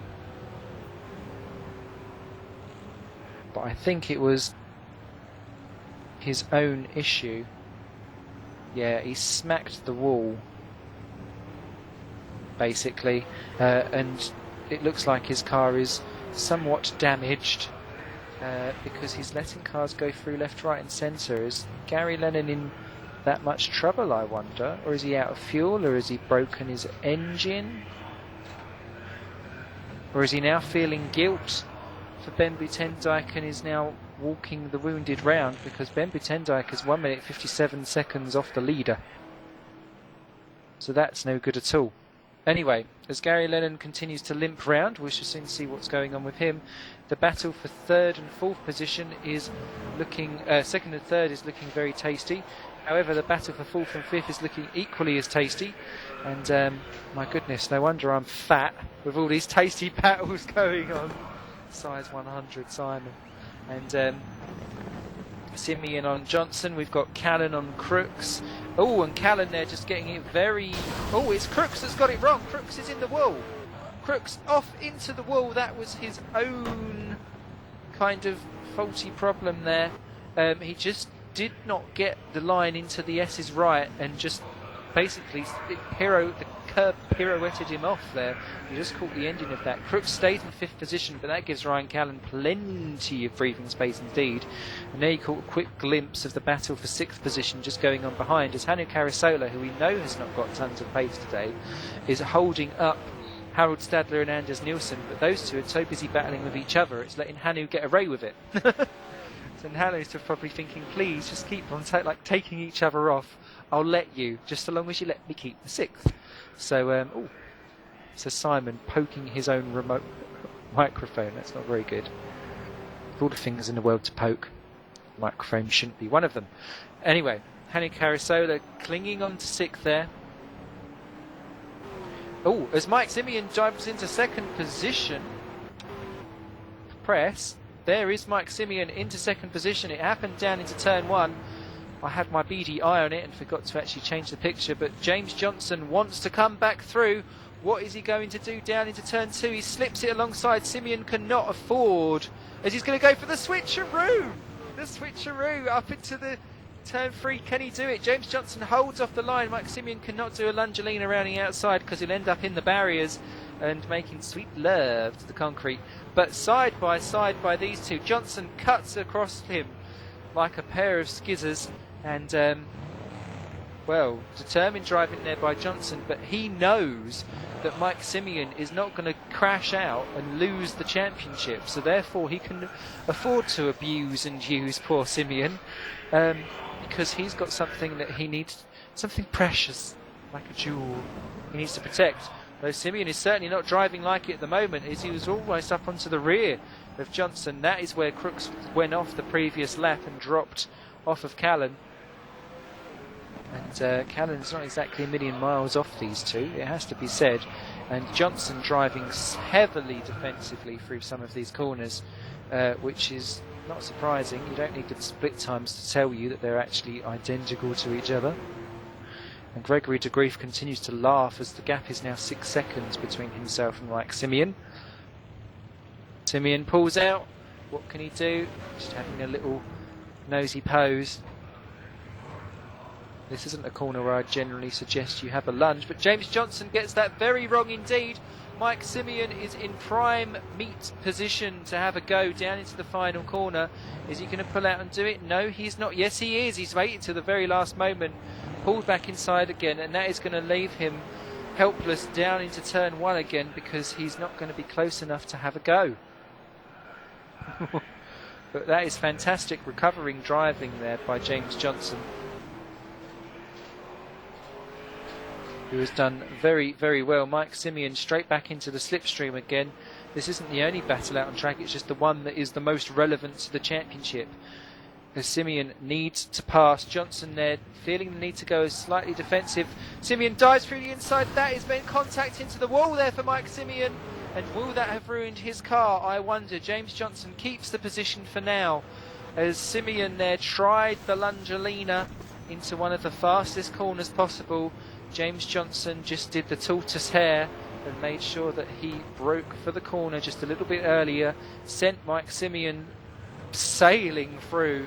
Seaon forgetting to brake and stopping himself just further back. The exact same thing has just happened for 11th position, and that's Mark Burney and Stephen Garrison. Garrison tried to dive up the inside. Mark Burney just broke early and done the good old switcheroo back up the inside, and yoinks back 11th position. Fantastic action going on up and down the field, and I think Garrison's going to have another go at Burney very shortly. Battle over 11th and 12th. I don't think Mark Burney expected to be that high up the field. If I'm honest, and this is Mike Seaon, and he has got back past James Johnson again, coming out of that turn. It's not generally a place to be overtaking, I have to say, as Stephen Garrison has gone off into the barriers, but has just about kept it going. As Seaon up into second position, and that looks more determined. Johnson trying to take an inside line there. What we'll do is we'll jump back on the replay and see exactly where this all happened.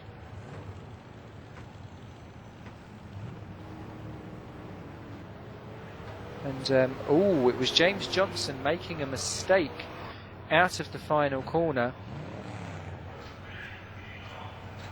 Mike Seaon there, very slow into N1 there. Johnson is going to be right back on the attack again. I want to replay and show you exactly where this all happened. However, this is looking far too exciting. No, James Johnson is too far back. Let's go to replay then. And this is pretty much coming up to where it happened. You will see James Johnson. This is a replay. James Johnson there just going very wide in this next corner, I think it is. Oh, this corner, there's too bloody many around this Bathurst circuit. It's just like a wiggly worm. There you can see him runs completely wide. Mike Seaon has the perfect exit out, and it's a drag race down the hill. In fact, Mike Seaon there just pulling across James Johnson there, so a little bit of naughty-porties going on, methinks. However, Mike Seaon keeps the position. We now go back live, and you can see the gap already. Mike Seaon has 8.3 seconds to make up. So he's got a lot to do to catch this man. Gregory de Grief, our race leader. And I think Gary Lennon has actually slowed down to let Ben Buitendijk through, so it must have been a little bit of later on whoops and daisies, although his car is looking particularly evil, I have to say, so I think he has had another off somewhere or something. But the pair of them are 2 seconds off the pace there. But yeah, Gary Lennon's into the pits actually in 16th position. There he is. So obviously his car's used and abused, battered and bruised. And into the pits comes Gary Lennon, and a lap down he doth go.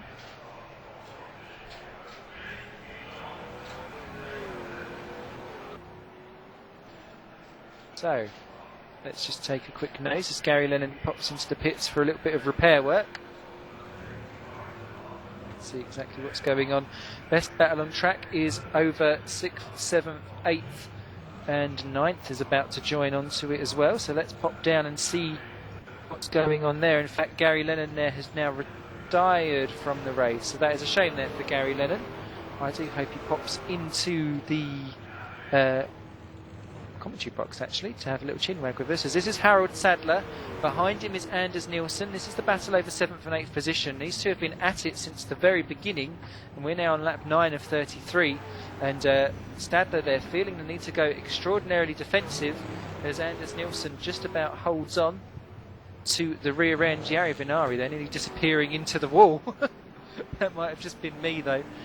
Behind in 9th position, Ivo Simmons is a further 11 seconds back in 10, so it's these three. And Hannu Karasola is just a second further up the road, as there you can just see him flashing through your screens. All looking rather good indeed. So I wonder what's happened to Gary Lennon. Hopefully we'll get him in the broadcast booth. But this is the closest battle that we've currently got on track, because Seaon's dropping Johnson. Callan has got Crooks closing him down, but at not the particularly quickest rate ever. Karasola has got Stadler and Nilsson and Vinari on him, and this is the battle that you're currently watching over 6, 7, 8 and 9, and Vinari visibly closing in on a lot of them. Simmons is all on his own in 10th, Mark Burney is in 11 and actually closing him down, interestingly. Adam Shaw is 12, Rich Tranter is 13, and that is because Stephen Carlson has been in the barriers somewhere in 14th position and has had to come in for a pit stop. Ben Butendijk is 15th, and he is your last runner on the track as Gregory de Grief starts lap 10 of 33. Now you can see Harold Sadler still holding on. Just about, there's the fastest lap standings so far, so de Grief has got the fastest lap going on too. Rich Tranter there, we saw he only just scraped it through to qualifying by a second, so he's slightly off everyone else's pace. However, he's running quite well in 13th position, and I think he'll be quite pleased if he manages to stay there and collect some rather valuable points, providing he makes it home. Bathurst for some, I think, is more of a round of survival, as once again Anders Nilsson having a nose up into turn 2. It seems to be one of the preferred overtaking opportunities, which is quite surprising. They've now backed themselves into Jari Vinari, who is in 9th position, and we've seen before Vinari takes no prisoners when it comes to finishing races and doing well. And Anders Nilsson there, very ragged coming out of that corner, and that's going to put him straight onto the automatic defensive. Vinari looking like a predator in rating as they go through this uphill, downhill complex. Beautiful section of corners, really challenges the car, and as you heard Michael Hart-Jones say earlier on in the broadcast, these cars are buggers to drive. I have had a go at driving them myself, and suddenly realised exactly why people ask me to commentate and not join them on the racetrack. So I do agree these cars are very hard to drive. However, when you get it right, it gives you a specific what's a magic? What's the word I'm thinking of? ABC satisfaction. As there you go, they just all got past Stephen Garrison, who appears to have gone off again, and his car looks a little bit worse for wear. Let's just see, hopefully he will keep it going. Stephen Carrison. There you can see he's missing his front bumper. Let's see if we can see where that happened. It looked like it had happened actually quite a way. Oh, here we go. There we go, just coming down into the corner, although it looks like it's the bumper's already gone by then. Off into the gravel. No, maybe not. Is he going to smack it into the wall? No, he does not. There's already plenty of damage to that car by the time he's already got there. So one can imagine that he's actually gone off into the things. Oh, there he is, busy trying to brake for the pit lane exit, but he's certainly done so. Hopefully Stephen Carrison can continue on. It's lap 11 of 33 that we're on, so we're at 1/3 distance. And let's just do a quick rundown of the field so that you know exactly who is what, where, when, why. Here is our race leader, Gregory de Grief. We've barely seen anything of him. He has currently got a 9.2 second advantage. Thank you, TV Graphics. Love you. Mwah. Second position is Mike Seaon. There he is. And these two, of course, battling it out for the championship. Mike Seaon got a dog of a start. Completely must have dropped the clutch or something, because he went from 2nd to 5th before they'd even got to turn 1. That's quite unusual actually for Mike Seaon, to have dropped down so many positions straight away. From there, he's picked them all off one by one and got himself back up into second. But now he's got a 9-second gap to close in on. He's just pulled back 0.2 of a second in the last sector, so there is room for hope. Now, of course, we don't know what pit stop strategy that they're all on currently at the moment. Third place, let's give him a quick nosy pose, is James Johnson. And this is looking good for him, being third overall in the championship.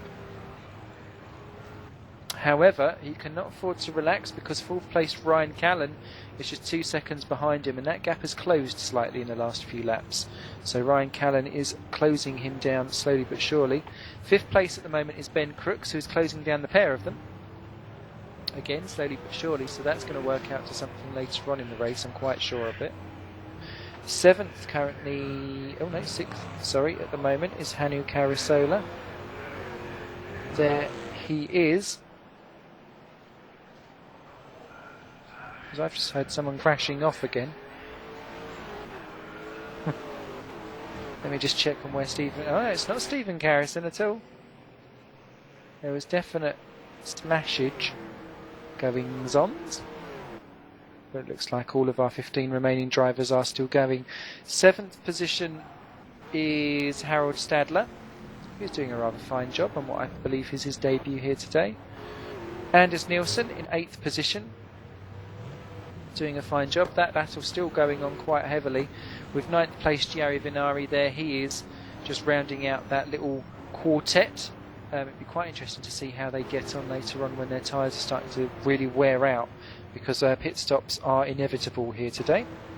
10th is Ivo Simmons. We've not seen him all race. There he is. He's all in a world of his own. And that explains actually who the guy that's actually gone off the track is, and that's because Mark Burney has dropped to 11 and has lost 10 seconds to Simmons. They were only 2 seconds apart a couple of laps ago. Now it's 10. So I assume one of the guys who's taken a little extra trip for the scenery, maybe a bit of cotton candy. Here's Mark Burney in 11. Adam Shaw is running 12th.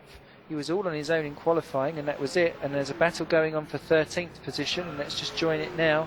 Oh no, it's not. It's Rich Tranter pitting, which therefore hands 13th position over to Ben Boutendijk.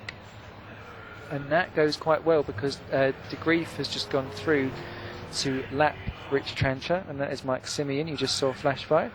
But Tranter still going, now in 14th position, and that puts Ben Boutendijk up into 13th.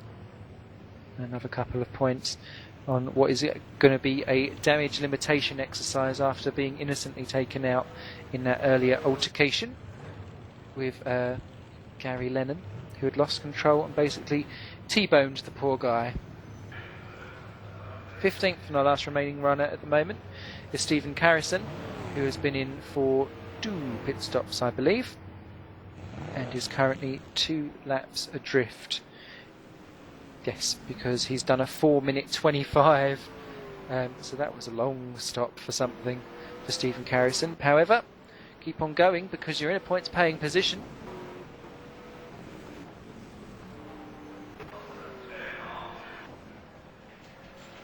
And here is our race leader, Gregory De Grief. I wonder what exactly is going through his mind. He needs to hold his nerve. 9 seconds exactly is the gap, and that's what it was actually a couple of laps ago. So Simeon is now pegging Gregory De Grief, like a game of peg all nights, and it's going to be interesting to see just exactly how De Grief continues to handle it. He has won 3 out of the 6 races so far. Simeon has won 1. However, this is the one that has the triple points in.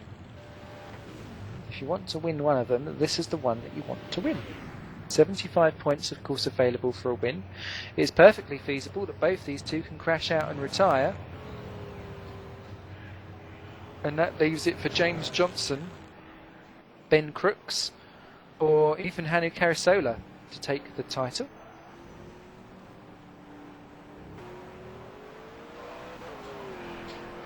Gregory De Grief comes around to start lap 14 of 33. Around this lovely Bathurst circuit. And you can see the positions just coming up onto your screens now on lap 14. That looks like someone just ahead of Gregory de Grief, actually. I imagine that is Ben Buitenzijk coming around to be lapped, which actually shows just the kind of sheer pace that Buitenzijk has, because he was, when he came out of the pits after that very early stop, he was 1 minute 57 behind. So that would have placed him probably about 5th or 6th position had he have actually been going where he should have been. So unfortunate there for Ben.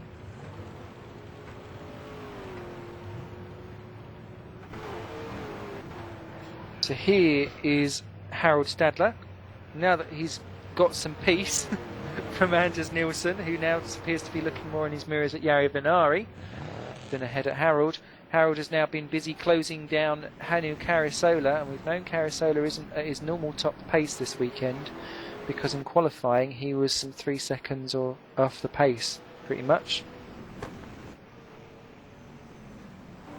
Vast majority, even early on in the session, he was more like 4 off. So yeah, Hannu has really been busy trying to hold himself.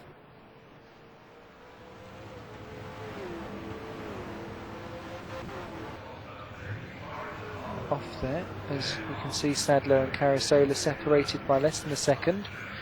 And if anything, actually, it's the positions behind that are closer now.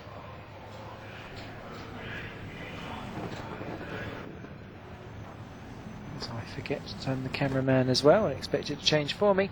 Here is Jari Venari, and there you can see a little bit of car actually on the track, so someone's had an altercation with the barrier and come off a little bit worse. And Venari, this is the closest that he's been to Anders Nielsen since the beginning of the race, as we come to the end of lap 14 of 33. Venari straight into the slipstream. Can he get sucked up?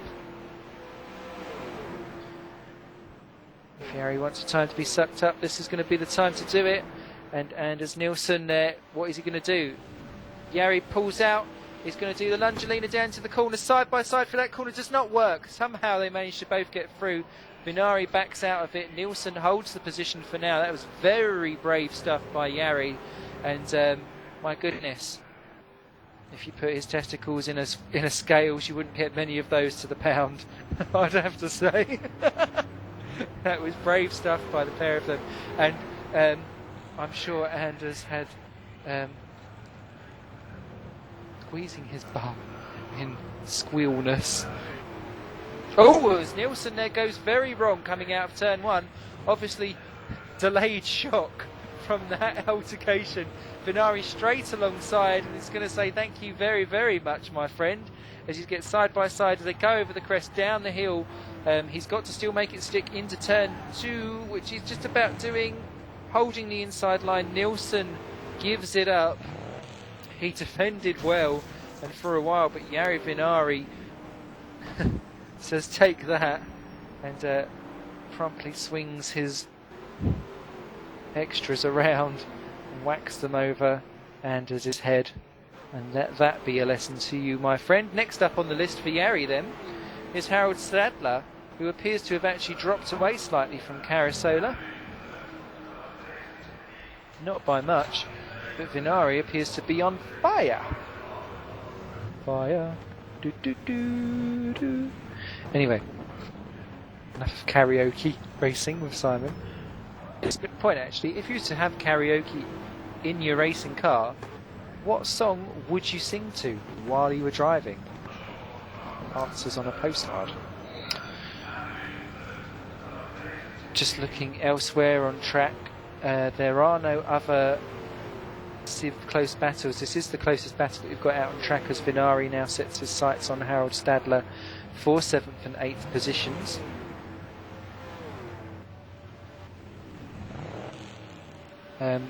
As Johnson, Callan and Crooks are all separated by 4 seconds apiece.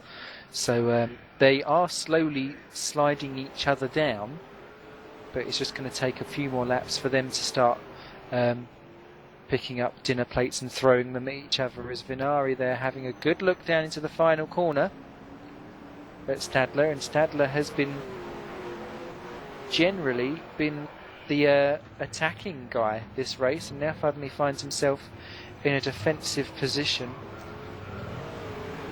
As you can see, no one of the top lot have made a pit stop so far. Buitenzijk Tranter have made 1. Carrison has made 2. And Vinari straight into the slipstream there. Is he going to move out and have a little look-see? No, he's not, although Sadler there not going quite as tight into the corner. Vinari there hugging the curb like it's his best friend, and not quite able to make the move. You're not really going to make the moves around here unless someone makes a mistake, as you can just still see Hannu Carisola flashing about ever so slightly in some of these shots. So Carisola is getting away. The gap is 2.5 seconds. As we've got someone into the pits, and Mark Burney is into the pits, and that was a very strange line he took into the pit lane. I wonder if he's in some kind of trouble, because it did look particularly slow to an extent, Burney. However, he's now dropped to 12th position. Adam Shaw's gone through into 11, and I think Petendijk is about to move through into 12th as well. Indeed he is. There goes Petendijk up into P12. So that's another one off the list for Ben, although by the time we sort out pit stops again, it won't continue on for much longer. As we're coming up to the pit stop phase, because Ryan Callan from 4th position is now also into the pits. He is. So definitely time for the pit stops. Lap 17, Gregory's just started. 9.1 seconds is the gap between him and Mike Seaon, so ever so slightly in his favour, but really you couldn't get an anorexic between the two of them. It's that close. Maybe a bulimic at Bush. But Ryan Callan slipping down the order as our battle over 5, 6, 7 and 8 goes streaming through. Where is Callan going to rejoin? He's going to get there ahead of Vinari. Sorry, not Vinari. Evo Simmons. So Callan is going to rejoin in 9th position.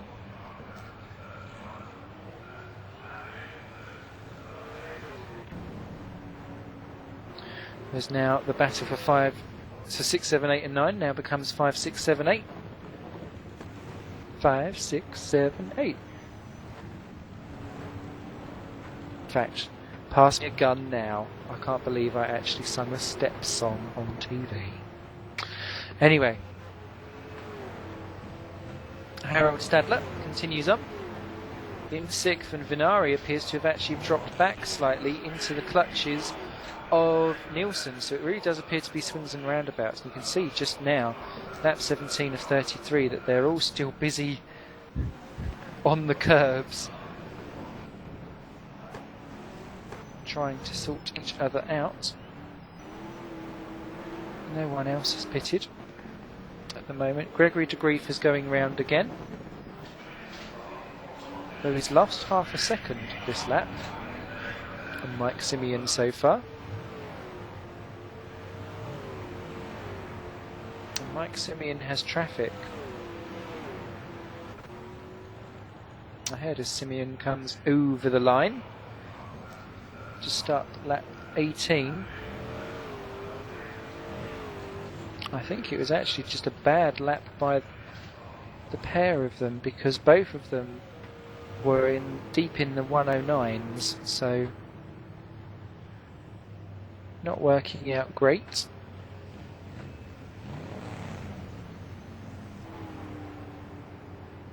You can see the order just appearing there. Seaon dropping back to 9.1. Ooh, as he's going to catch Mark. Who's that? That's Burney, who's just been in the pits. Going to catch him in an awkward time. Mark Burney gets out of the way beautifully there. Good driving there by Mark. And Mike Seaon continues along his path. Gregory de Grief, though, is still our race leader on lap 18 of 33, so we're past half distance now. We've done 100k, 100 more to go, if not a little less now. And I've just seen a swap for position.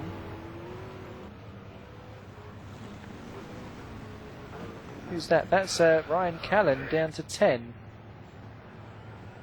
Ooh, I wonder, did Ryan Callan get a... Oh, he's not pitted. That's a stop-go penalty. Whoopsie! That not be good. And Callan is just going to rejoin ahead of Adam Shaw, who's just powering out of the turn now. Behind Callan, you can see Rich Tranter, who's a lap down. But, oh no, maybe not actually Adam Shaw. Tool. Don't mind me. That was very blonde. Adam Shaw, there he is in 11th, is actually nowhere near. La la la. So, Gregory de Grief continues on for another lap on lap 19. There's Mike Seaon, he too is continuing on for another lap. Across the line, 9.6 seconds behind now, so that's not looking too bad for him. There's James Johnson, still not exactly ages off the pace. And across the line, 16 seconds off the leader. 8.5 off of Mike Seaon. So Seaon's actually being closer to being overtaken than to overtake. There's Ben Crooks in 4th of the positions. And he's got 8 seconds in which to claw in James Johnson if he wants to hold on to third overall in the championship. And it's going to be interesting with the pit stops and so on like that, because now Ryan Callan is not in between them. I think Ben Crooks actually has a chance of finishing behind James Johnson and still staying ahead in third overall in a championship. Of course, Ben Crooks can eliminate all possibilities by actually beating him on the track. That has now pushed Hannu Carasola up into 5th position. And there he is. He looks like he's in a little bit of busy road at the moment. That's Carlson just up ahead, who moves out of the way rather beautifully, even if I do say so myself. And just behind these, still going at it and looking a little bit closer than before, it's Stadler with Venari, who is suddenly caught up onto the back. They've dropped Nielsen slightly. Nielsen must have made a mistake somewhere or something, because he's dropped 2 seconds off. And Stadler and Venari very close indeed as they continue on their way.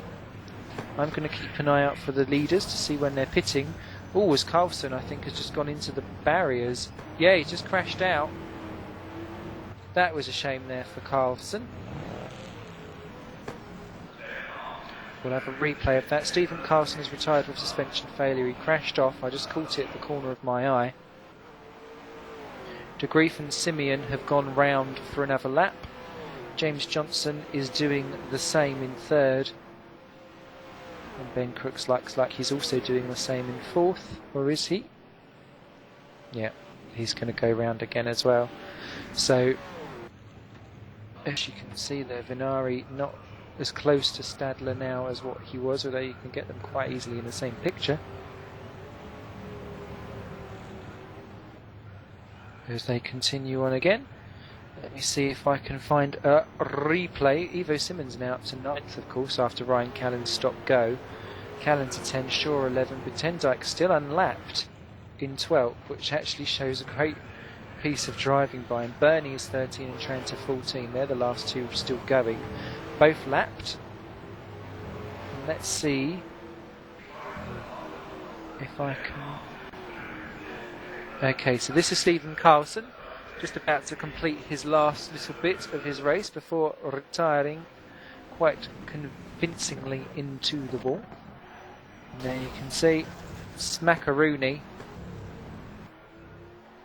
And well, I wouldn't want a TV dinner there.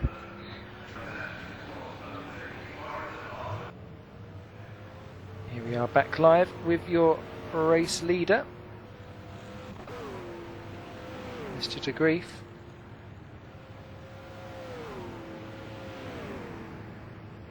And we're now on lap 20 of 33. Oh my goodness, and the battle for 6 and 7, I've just seen Venari do an absolute do or die move, and he's just driven past Stadler there. Well, I'll get a replay for you. Unfortunately, I'm not technical enough to put up this PSR TV replay card thingy jiggly bobby me boos, but that was a do or die move Fantastic. Yari Vinari has just grown balls the size of melons this race. It has to be said. If he could quite easily open Vinari's sperm bank. Something is wrong in that sentence I just said, but I shall find it for you later. And Vinari now up into 6th position, really showing that he's not just the man that's able to bring the car home every race, he's now also the man that can quite happily pick off cars left, right and centre every race as well. So let's go back and see exactly how that happened, although Stadler actually getting rather close to Vinari. Let's see if they can make it over the hill without being overtaken, and then I shall take you back for a race replay. Nothing else is happening. Seaon has now dropped to exactly 10 seconds off of Gregory de Grief, so de Grief continuing to pummel away by smidge his little racing lead. And they're not going to overtake on the hill, so let me go to a race replay. Oh, there you can see just exactly how it happened, and let me...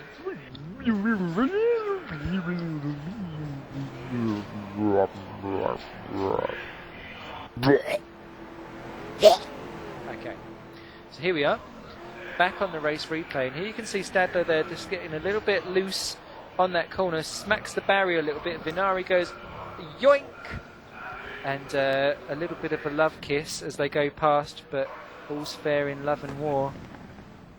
And that is how Yari Vinari basically grew some balls. As we're now back live, and there you can see Vinari is pulled out quite nicely from Stadler. Hanu Carasola is a further 3 seconds up the road now. Carasola has been able to have a little bit of breathing space with all of that going on.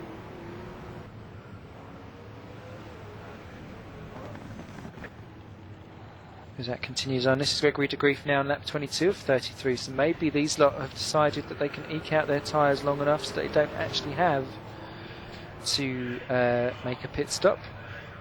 Although I saw quite a lot of people discussing the potential of pitting before the race begun, so it's actually quite surprising the amount of cars that are going to try and not do anything at all. Surely their tyres must be a little bit ruined by now. As Gregory de Grief is in the the high 209s. Seaon had actually been in the low 209s the last couple of laps and has knocked out about half a second off of de Grief's lead, and it can't be helping that Ben Butendijk is actually quite close, as Ben Crooks is in the pits from what was position. He is now down to 8th, and that is really one of the first of the big top guys to pit. Is he going to rejoin in front of Ivo Simons? Yes, he certainly is. And that is Crooks back out again. Now, if no one else is pitting, I'm sure they have to. I demand it. Then Ben Crooks has just gone and lost himself 3rd overall in the championship, as James Johnson now moves into stays 3rd overall. That pops Hanu Carasola up into 4th now. So for a man who looked like he was nowhere in qualifying, he certainly made it all come right in the race. Maybe he had a good race set up and just couldn't get it over the 1 lap pace. Quite easy to do, I have to say. But with Yari Vinari just 3 seconds behind, and Stadler just a second behind that. And Anders Nielsen by no means off the hook either from yoinking that 4th position, as there you can see Gregory de Grief still not past Ben Butendijk and still not pitting.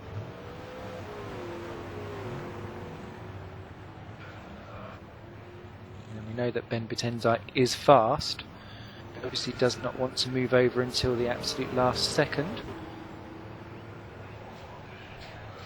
In fact, he can quite happily stay there, because Mike Seaon is gaining an appetite and is nibbling into Gregory de Grief's lead. The gap now to 9.3 seconds. It was 10.3 a lap ago, or 2 laps ago, sorry. And he's only got 10 laps in which to do it, so Ben Butendijk had best make the most of holding up everyone now, please. It would be rather nice. Seaon, Johnson, Carasola, Vinari, and Stadler and Nielsen have all continued on for another lap, so Crooks is now in 8th, but with fresh tyres. We do have a new battle out on track, and that is a battle over 9th and 10th place, and that's Evo Simmons, who has very much been all by myself in the race. Now has some company, and that's Ryan Callan, who's desperate to get back through. He's obviously pretty miffed after his stop-go penalty has dropped him behind Evo anyway. Evo there locking up into the corner, Ryan Callan practically mounting his rear, and I don't think Ryan has any intention of mounting anyone during this GP. At least not until he's logged out of the server anyway.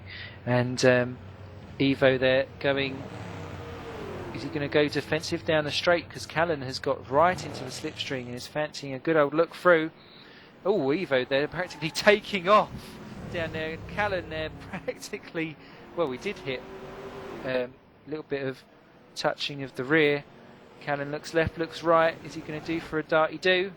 Ooh, very brave to even try to have a little look down there. Simmons not having any of it covering the line. Callan, some massive acceleration side by side. Oh, barrier touch there for Callan, and somehow being able to keep it all into one place. Evo Simmons is just blocking every opportunity there,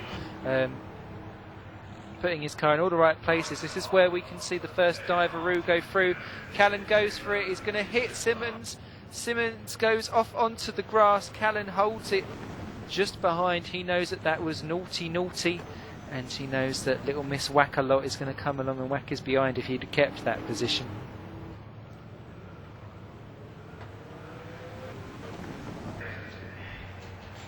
So they continue to battle on. Anders Nielsen is off the track, 7th position. We'll come to that in a second, because I think Ryan Callan is just about to have a go at Evo Simmons. Simmons trying desperately to cover the line. What is going to happen down into this fast kink? We saw problems here earlier on in the race when people had a go. And Simmons there feeling the need to almost half defend into that corner. That's going to compromise his exit, although it's actually Callan there that brakes, and Simmons outbrakes himself into that corner. Callan side by side. Is he going to go round the outside? Yes, he does. Simmons, can he try and do a switcheroo down into the final corner? I don't think he's quite got the grip to do it. Callan has 9th position, and that all kind of went wrong for Evo a couple of corners beforehand, where it just all started to fall apart with running too defensive into the quick right-hander, which then put him off for his entrance into the next corner. So what a shame. However, Anders Nielsen ran into a lot of trouble while we was watching that. I had it at the corner of my screen. The same corner that Evo Simmons had gone off of, Anders Nielsen had spun on. He'd gone too wide coming out of that right-hander, caught onto the grass and just carried on, just like what Gary Lennon had done and what we've seen several do. But that has now put him straight into the position of Ben Crooks, as Gregory de Grief has gone round for another lap. On to lap 25 of 33. Mike Simeon's going round again as well. The gap now 9.2 seconds. However, you're watching the battle between Anders Nielsen and Ben Crooks, and Ben Crooks is most definitely the faster of the two. Now you can see he's trying every which way but loose to try and get through down the downhill section, through the S's and the dipper, and Nielsen just taking his normal racing line. Ben Crooks trying to fold his car in half to try and get through some of the corners. I bet he wished he was one of those, you know, those really annoying adverts that you get where they've got those blow-up storage, the vacuum storage bags. God, they're awful. There's Mike Simeon has just popped a lap on Rich Tranter, and he's got Adam Shaw next on his list. I think Shaw is being lapped for the first time, yes he is. So Simeon is losing time in the traffic. Here comes Ben Crooks and Anders Nielsen. No more vacuum packed he needs, although he wouldn't mind a quick vacuum slipstream up the inside. Nielsen has it covered down into turn 1. The problem is that out of turn 1, if you're anywhere half decent to lick in the rear of the bumper of the car in front, you are going to get one hell of a mighty meaty slipstream up the first straight, down the hill especially. There you can see Crooks pulling out. He's going to go for a Lungelino. He's braked very late. He's braked far too late. That is the barrier, my friend. And that is going to be very, very nasty there for Ben Crooks. I can imagine he's going to have a crooked steering column after that, to be quite frank. So you can see Crooks the only man of the top 8 to have actually bothered to pit with 8 laps to go. Cameron's been in twice, one was for a stop and go, with Butendyke, Bernie and Tranter all pitting as well. Butendyke's was unscheduled, however. It wouldn't surprise me if Tranter's was as well, because that was quite early. So Crooks desperate to try and get back through of Nielsen again. Jari Vinari is closing down Hannu Karasola. Their gap is now just 2 seconds, so that is going to be one to look for shortly as well. But Ben Crooks is all over Anders Nielsen like some kind of STD, and or a rash, or an STD rash. I'm sure you can get one of those. I should get out my medical encyclopedia. Down into the quick final section corner again. Crooks fancying a nose down in here. This is going to be very brave if this happens. Trying to grow bigger balls than Jari Vinari. Down the outside. Oh, and that's a bit of contact there between Crooks and Nielsen. Nielsen's been off into that gravel before and he didn't want to have it happen again. And just about covers the line. Ben Crooks has got to start to take some deep breaths, because some of these moves are starting to look a little bit desperate's the wrong word, but unrealistic possibly, because they're in places where you don't generally see overtaking happen. However, he's in perfect mood to have a go again, and if he just brakes a little bit earlier than what he did last time, he will make the corner this time, which is generally where you want to be on lap 26 of 33, so well into the last section of the race. And well, somehow there Anders Nielsen able to hold on to the position. Crooks, they're making a mess of the thing. However, side by side now almost, as Nielsen goes to recover the line again, but Crooks just taking different lines and trying to put off Nielsen as possible, and that looks like it's worked. But can he try it round the outside there? This course is not meant for side by side round this action. Fantastic stuff by the pair. Crooks and Nielsen side by side up the mountain they go. Crooks takes the position. And well, strike 2 for the biggest kahunas in the Bathurst Grand Prix race department V8s. This race has gone phallic. Who's got the biggest one? Anyway, why am I caring so much? I'm not saying I've got a collection hanging off my wall, but Ben Crooks has seriously made a dent into that. Next up is Harold Stadler, but he's some 16 seconds away as someone is off the track or in the pits. It's Hannu Karasola has dropped behind Jari Vinari, so Karasola has made a mistake somewhere. Let me just join those. So Jari Vinari finds himself in 4th place. I bet he didn't think he'd be there on lap 27 of 33. He's had to go very defensive to make sure that Hannu does not get through. That's Rich Tranter back in the pits again. I don't think he'd be too stopping on purpose. If not, that is going to be... yeah, that will be a second stop. So he did have a very early one. Maybe he just didn't put in enough fuel and tyres to last the distance. But there you can see Jari Vinari in 4. Mike Seaon now down to 7.8 seconds on Gregory de Grief. Now it's saying 8 seconds, but he's actually gained another second in this last lap alone. So I don't know if de Grief has ran into trouble or if he had a back marker to lap or something. But Mike, with the more Warner tyres, apart from a 2:10 that he done last lap around, has been eating into the lead. They had Ben Butendyke to get round, I think, at some point.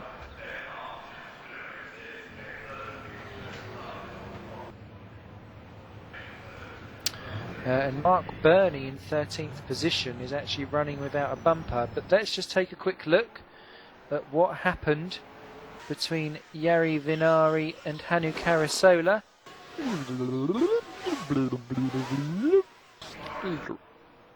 Here we go, this is coming out of the corner. And Jari Vinari, he's not going to do it again, is he? No, surely not. Down into the straight, he's got Hannu Karasola all over him, so Karasola has definitely made a mistake because there was 2 seconds between them beforehand. And did Karasola give it... Oh, shocking! Jari Vinari. Chic shock, chic shock.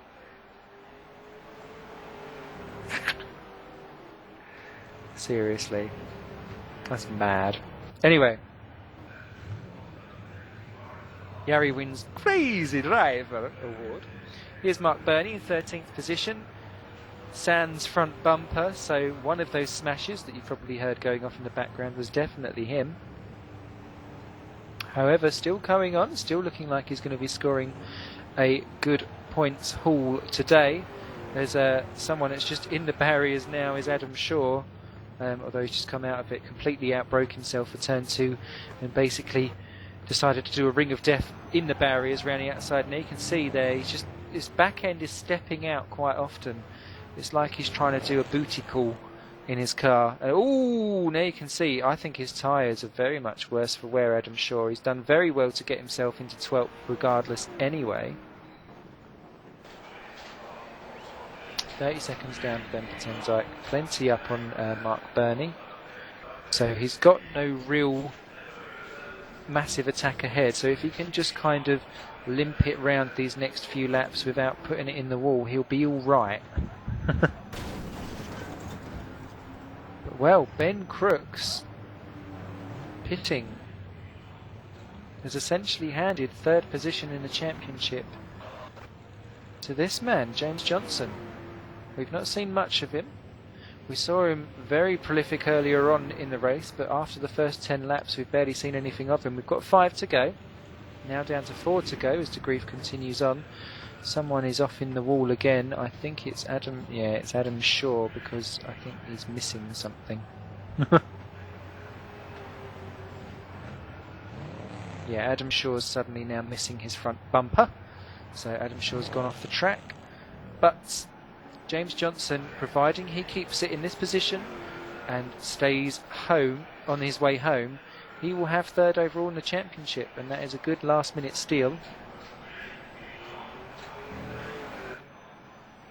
So you can see the damage now to Adam Shaw's car. 3 laps across the line to go again.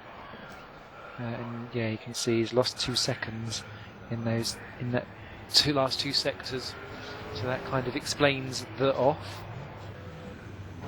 There's Ivo Simmons looking like he's about to grab another top 10 finish, of which he has quite a few that he can add to his collection. Relatively quiet race here for Ivo today, but I'm sure he will be more than delighted with a 10th place, which is good news for him. Rich Tranter is still going in 14th place, and for a man who has been there or thereabouts on the pace this year, he's going to be picking up quite a nice solid points haul, I think. Where is he in the championship? Because he's taken part in most of the races. He's 19th overall in the championship with 25 points, so this is going to actually push him quite a bit up the field, possibly past his past Daniel Higgins and Martin Bolgen. So it's all been very worthwhile for Rich Tranter. And he looks like he's going to be picking up some points indeed. He is the last of our runners. He's the only one that's 2 laps down. He's the only one that's pitted a couple of times as well, really. Here are your racing orders. And there you can see Mike Seaon. He's made a dent, but he's not making it enough of a dent to really impact. And that is a shame.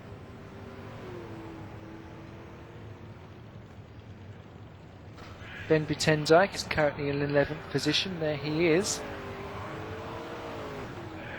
And you have to say it's been a race of what might have been eliminated early on in an accident, which he was innocently a part of.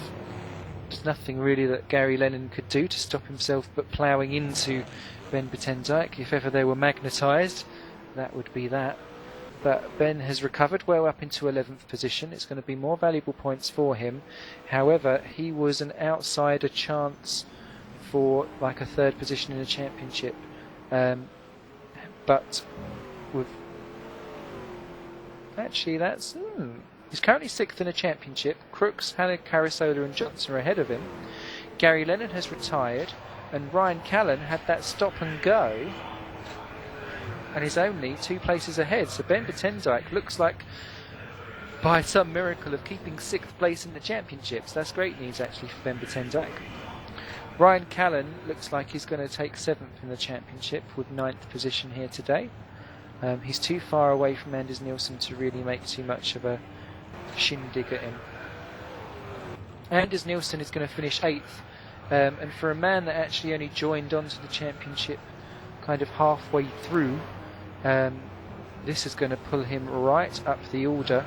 Currently 17th overall in the standings. It's going to push him well clear of Bolgin, Mark A. Warmington, Tony Talvite, Sylvian Meerlord, and up into the Adam Shaw kind of bracket, although Shaw's going to score and therefore push him up. No Kevin Clark actually this race as well, so that means that he's going to slip dramatically down the order because all the people directly behind him are here and still running.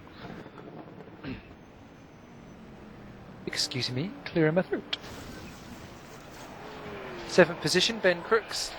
That pit stop has cost him greatly indeed. 3rd position in the championship, no longer his. And actually, I have to say, I don't think 4th place in the championship is going to be his either, because Hannah Carasola is currently 5th and will yoink more than enough points, I think. Take the position away. Carasola is on 134. Crooks is on 139, and let me just check how many points you get for 5th and 7th position. 5th you get 32, 7th you get 28. No! By 1 point. Carasola will lose out 4th position on. That's close racing if ever there was some.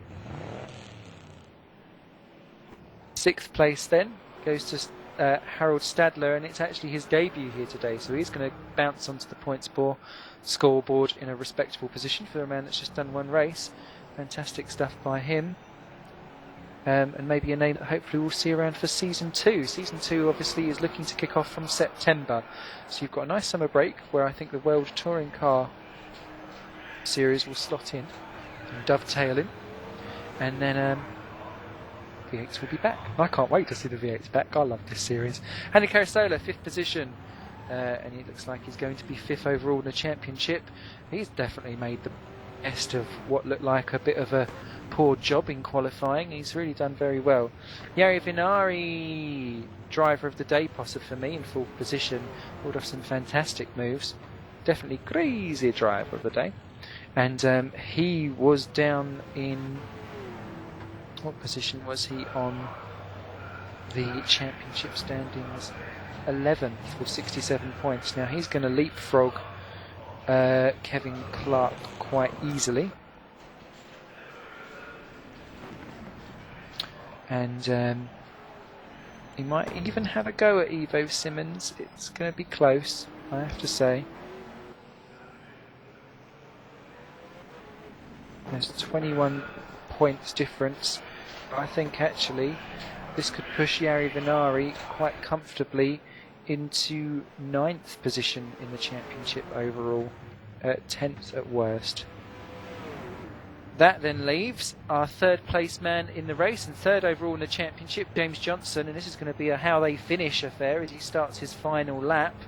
And James Johnson has certainly provided much excitement and drama throughout the series, and he will, I'm sure, will be delighted to end up finishing 3rd in the championship. This is providing he will finish the line, as we're now on the final lap of the Grand Prix. 2nd place is Mike Seaon, and try as he may, consistency and 2nds and 3rds does not beat race wins, and Mike Seaon has been a valiant contender for the championship. Led it early on, was quickly closed down by Gregory de Grief and overtaken while Gregory de Grief was busy winning races, and Seaon had 1 or 2 problems.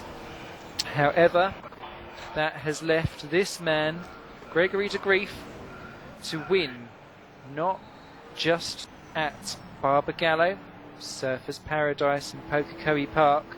He is now in prime position as he comes around these last few corners. Don't crash now. Commentator's curse. Gregory de Grief, what can you not say about him that hasn't already been said before? He drives for so many different cars and does such a good job in all of them. It is quite shocking. He's definitely not a one-trick pony by any means, and he can make the best out of a bad result. Much better than everyone else. He's left the gap down to 4.6 seconds, almost teasing Mike Seaon of, so you think you can have the championship? I think not. And here comes Gregory de Grief, a smile on his face already, I'm quite sure. One more corner to home. And here he comes. This man is going to be our newly crowned race department V8 champion, Gregory de Grief. Look at the joy in his car. Winner of the Bathurst Grand Prix and V8 World Champion. Congratulations, Gregory. You've done a fantastic job, my friend, and absolutely deserves his stuff. Mike Seaon straight in there to give his congratulations. Second position in the championship. I'm sure he won't be too disappointed with that. And Gregory de Grief, automatically the celebrations are beginning.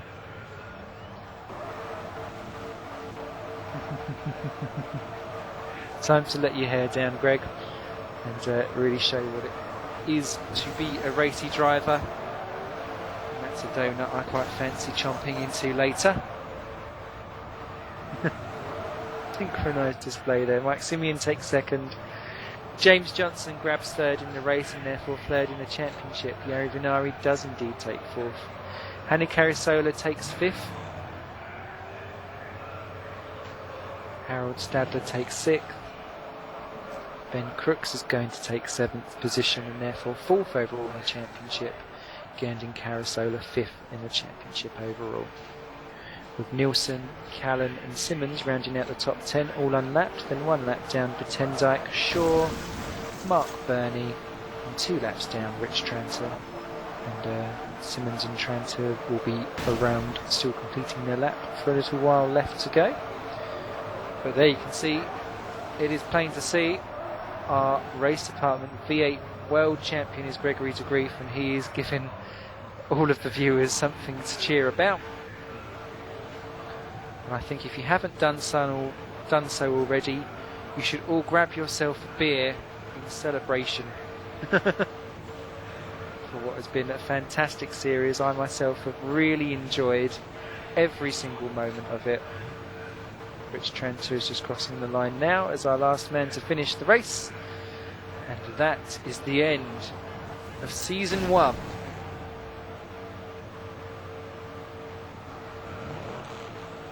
Of Race Department's V8 Series. Congratulations to Gregory de Grief, to Mike Seaon and James Johnson for being atop.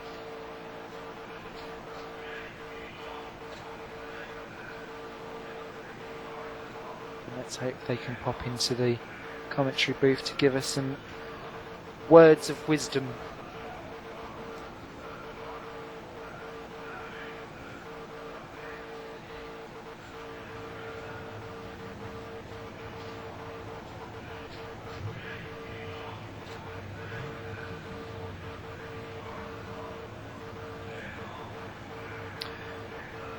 So,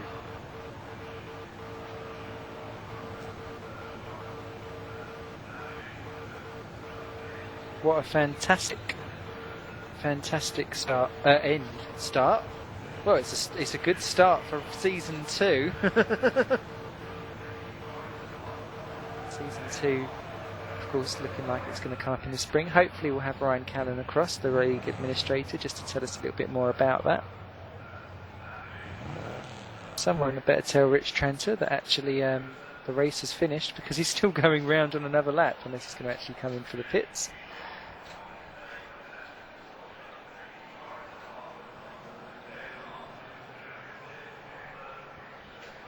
And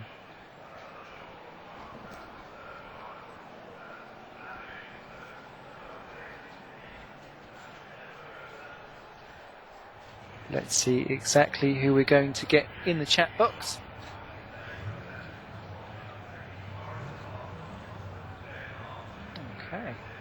Hello, hello, hello, hello. Who be this? I see a Benji, but which one? Crooks. Ah, Ben Crooks. Well done. You've got 4th overall in the championship standings. So congratulations with that. I think it was your pit stop may have been your downfall because you'd have had 3rd otherwise. But tell us about your race. Congratulations on a great season, though.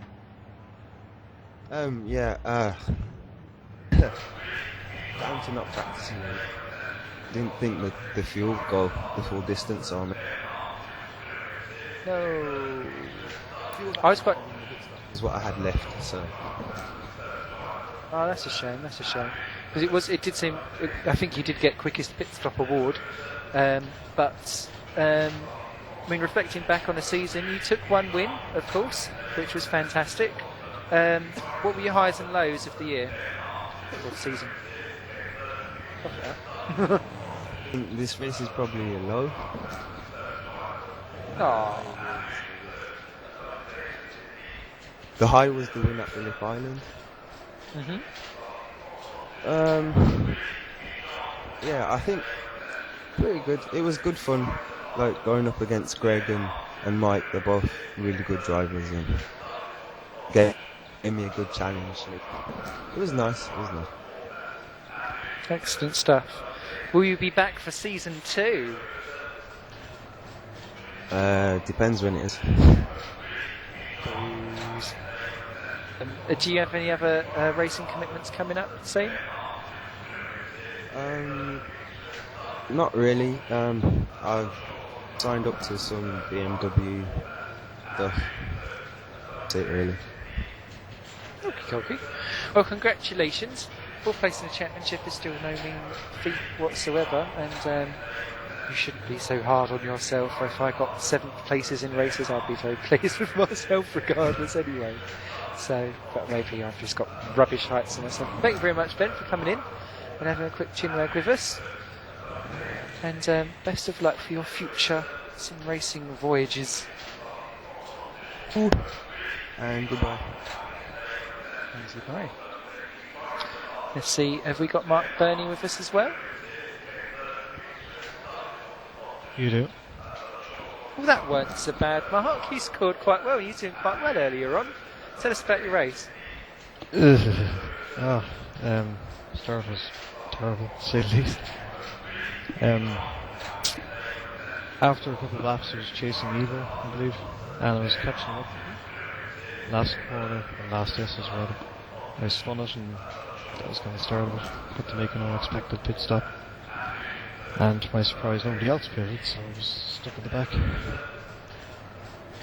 But it was all points on the board, and that's not too bad at all. And he was certainly not last on pace. And we was watching on the broadcast your battle with Evo, and he was showing some good driving chops there. So that bodes well for the future. Do you think you'll ever go in these cars again for season 2? I'd like to. It depends on what's happening, but I don't think I'll be doing too much next year. I'll have more spare time, so why not? I think we'll be running the new mods, so a lot of fun. Excellent stuff. Oh, well, congratulations on your 13th place, I think that was in the end.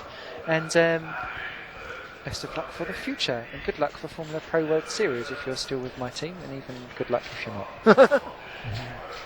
I gotta go lie down. I hate everywhere. I didn't even ask why or how. On my hand. Was that through extreme driving? All over the place for the end, and the leather on the steering wheel is fucking destroys your fingers. G25. Boo. See, bring on the keyboard drivers. Okay, I did get teased that I saw Mike Seaon just pop into TeamSpeak, and now he's disappeared. So we will hang on for a couple of moments just beforehand.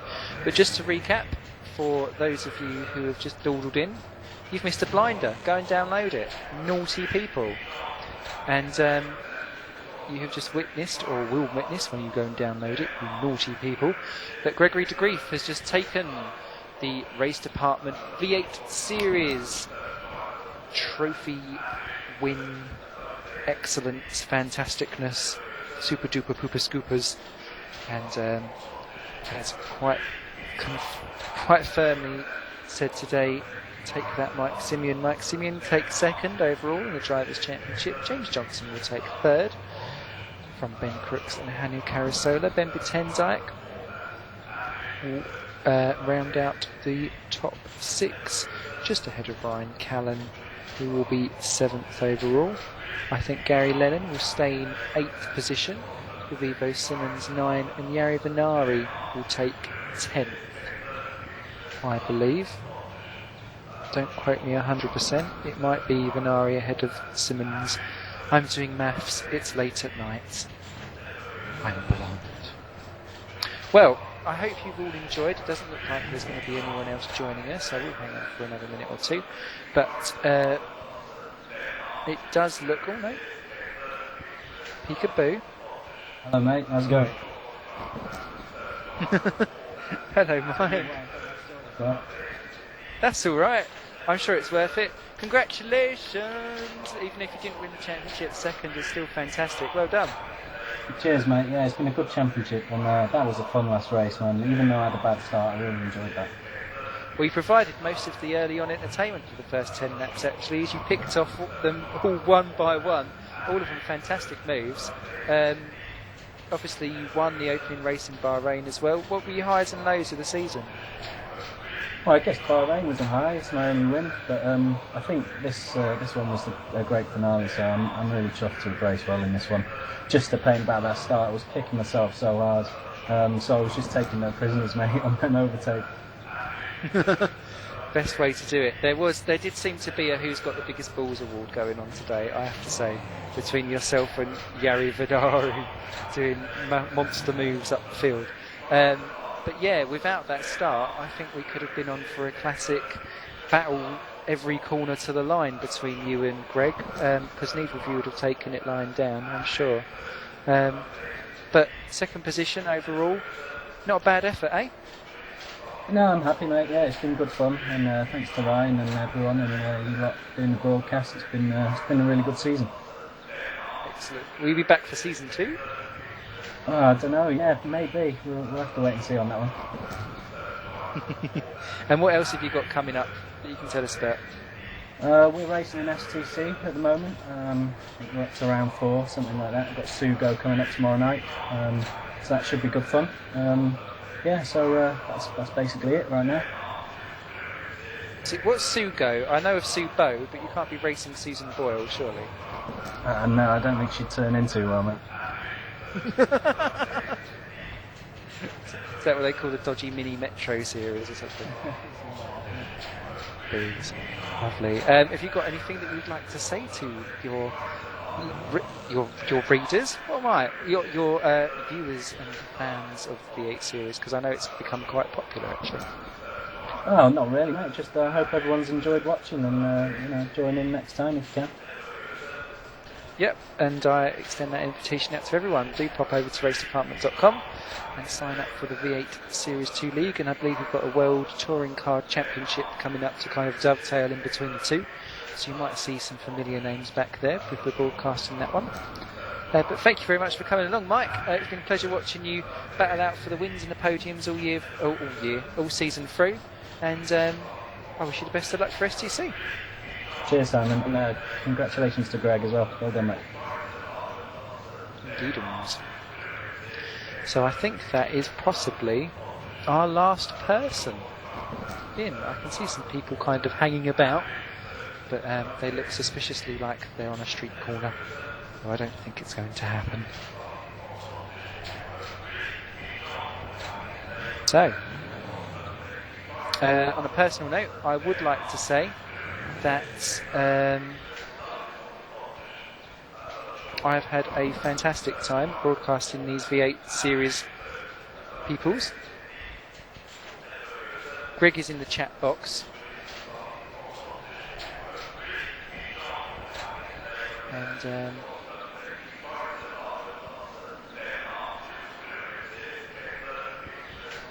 saying how good everything went, but I don't think he's actually got a microphone to come in and say anything. But on a personal note, I've personally really enjoyed broadcasting these races. They've been fantastic stuff to do. I hope my camera work, while being rather lazy, is still good enough for you to all watch and enjoy it. And I hope you download these and look back on these as a memory of what has been a great series. And I've been quite privileged to commentate on it. So it looks like no one else is coming. So I shall wish you all the very best for the future. I shall no doubt see you soon for other series. But for now, for Race Apartments V8 series, take care, goodbye. And if you can't be good, eat the cake. Bye for now.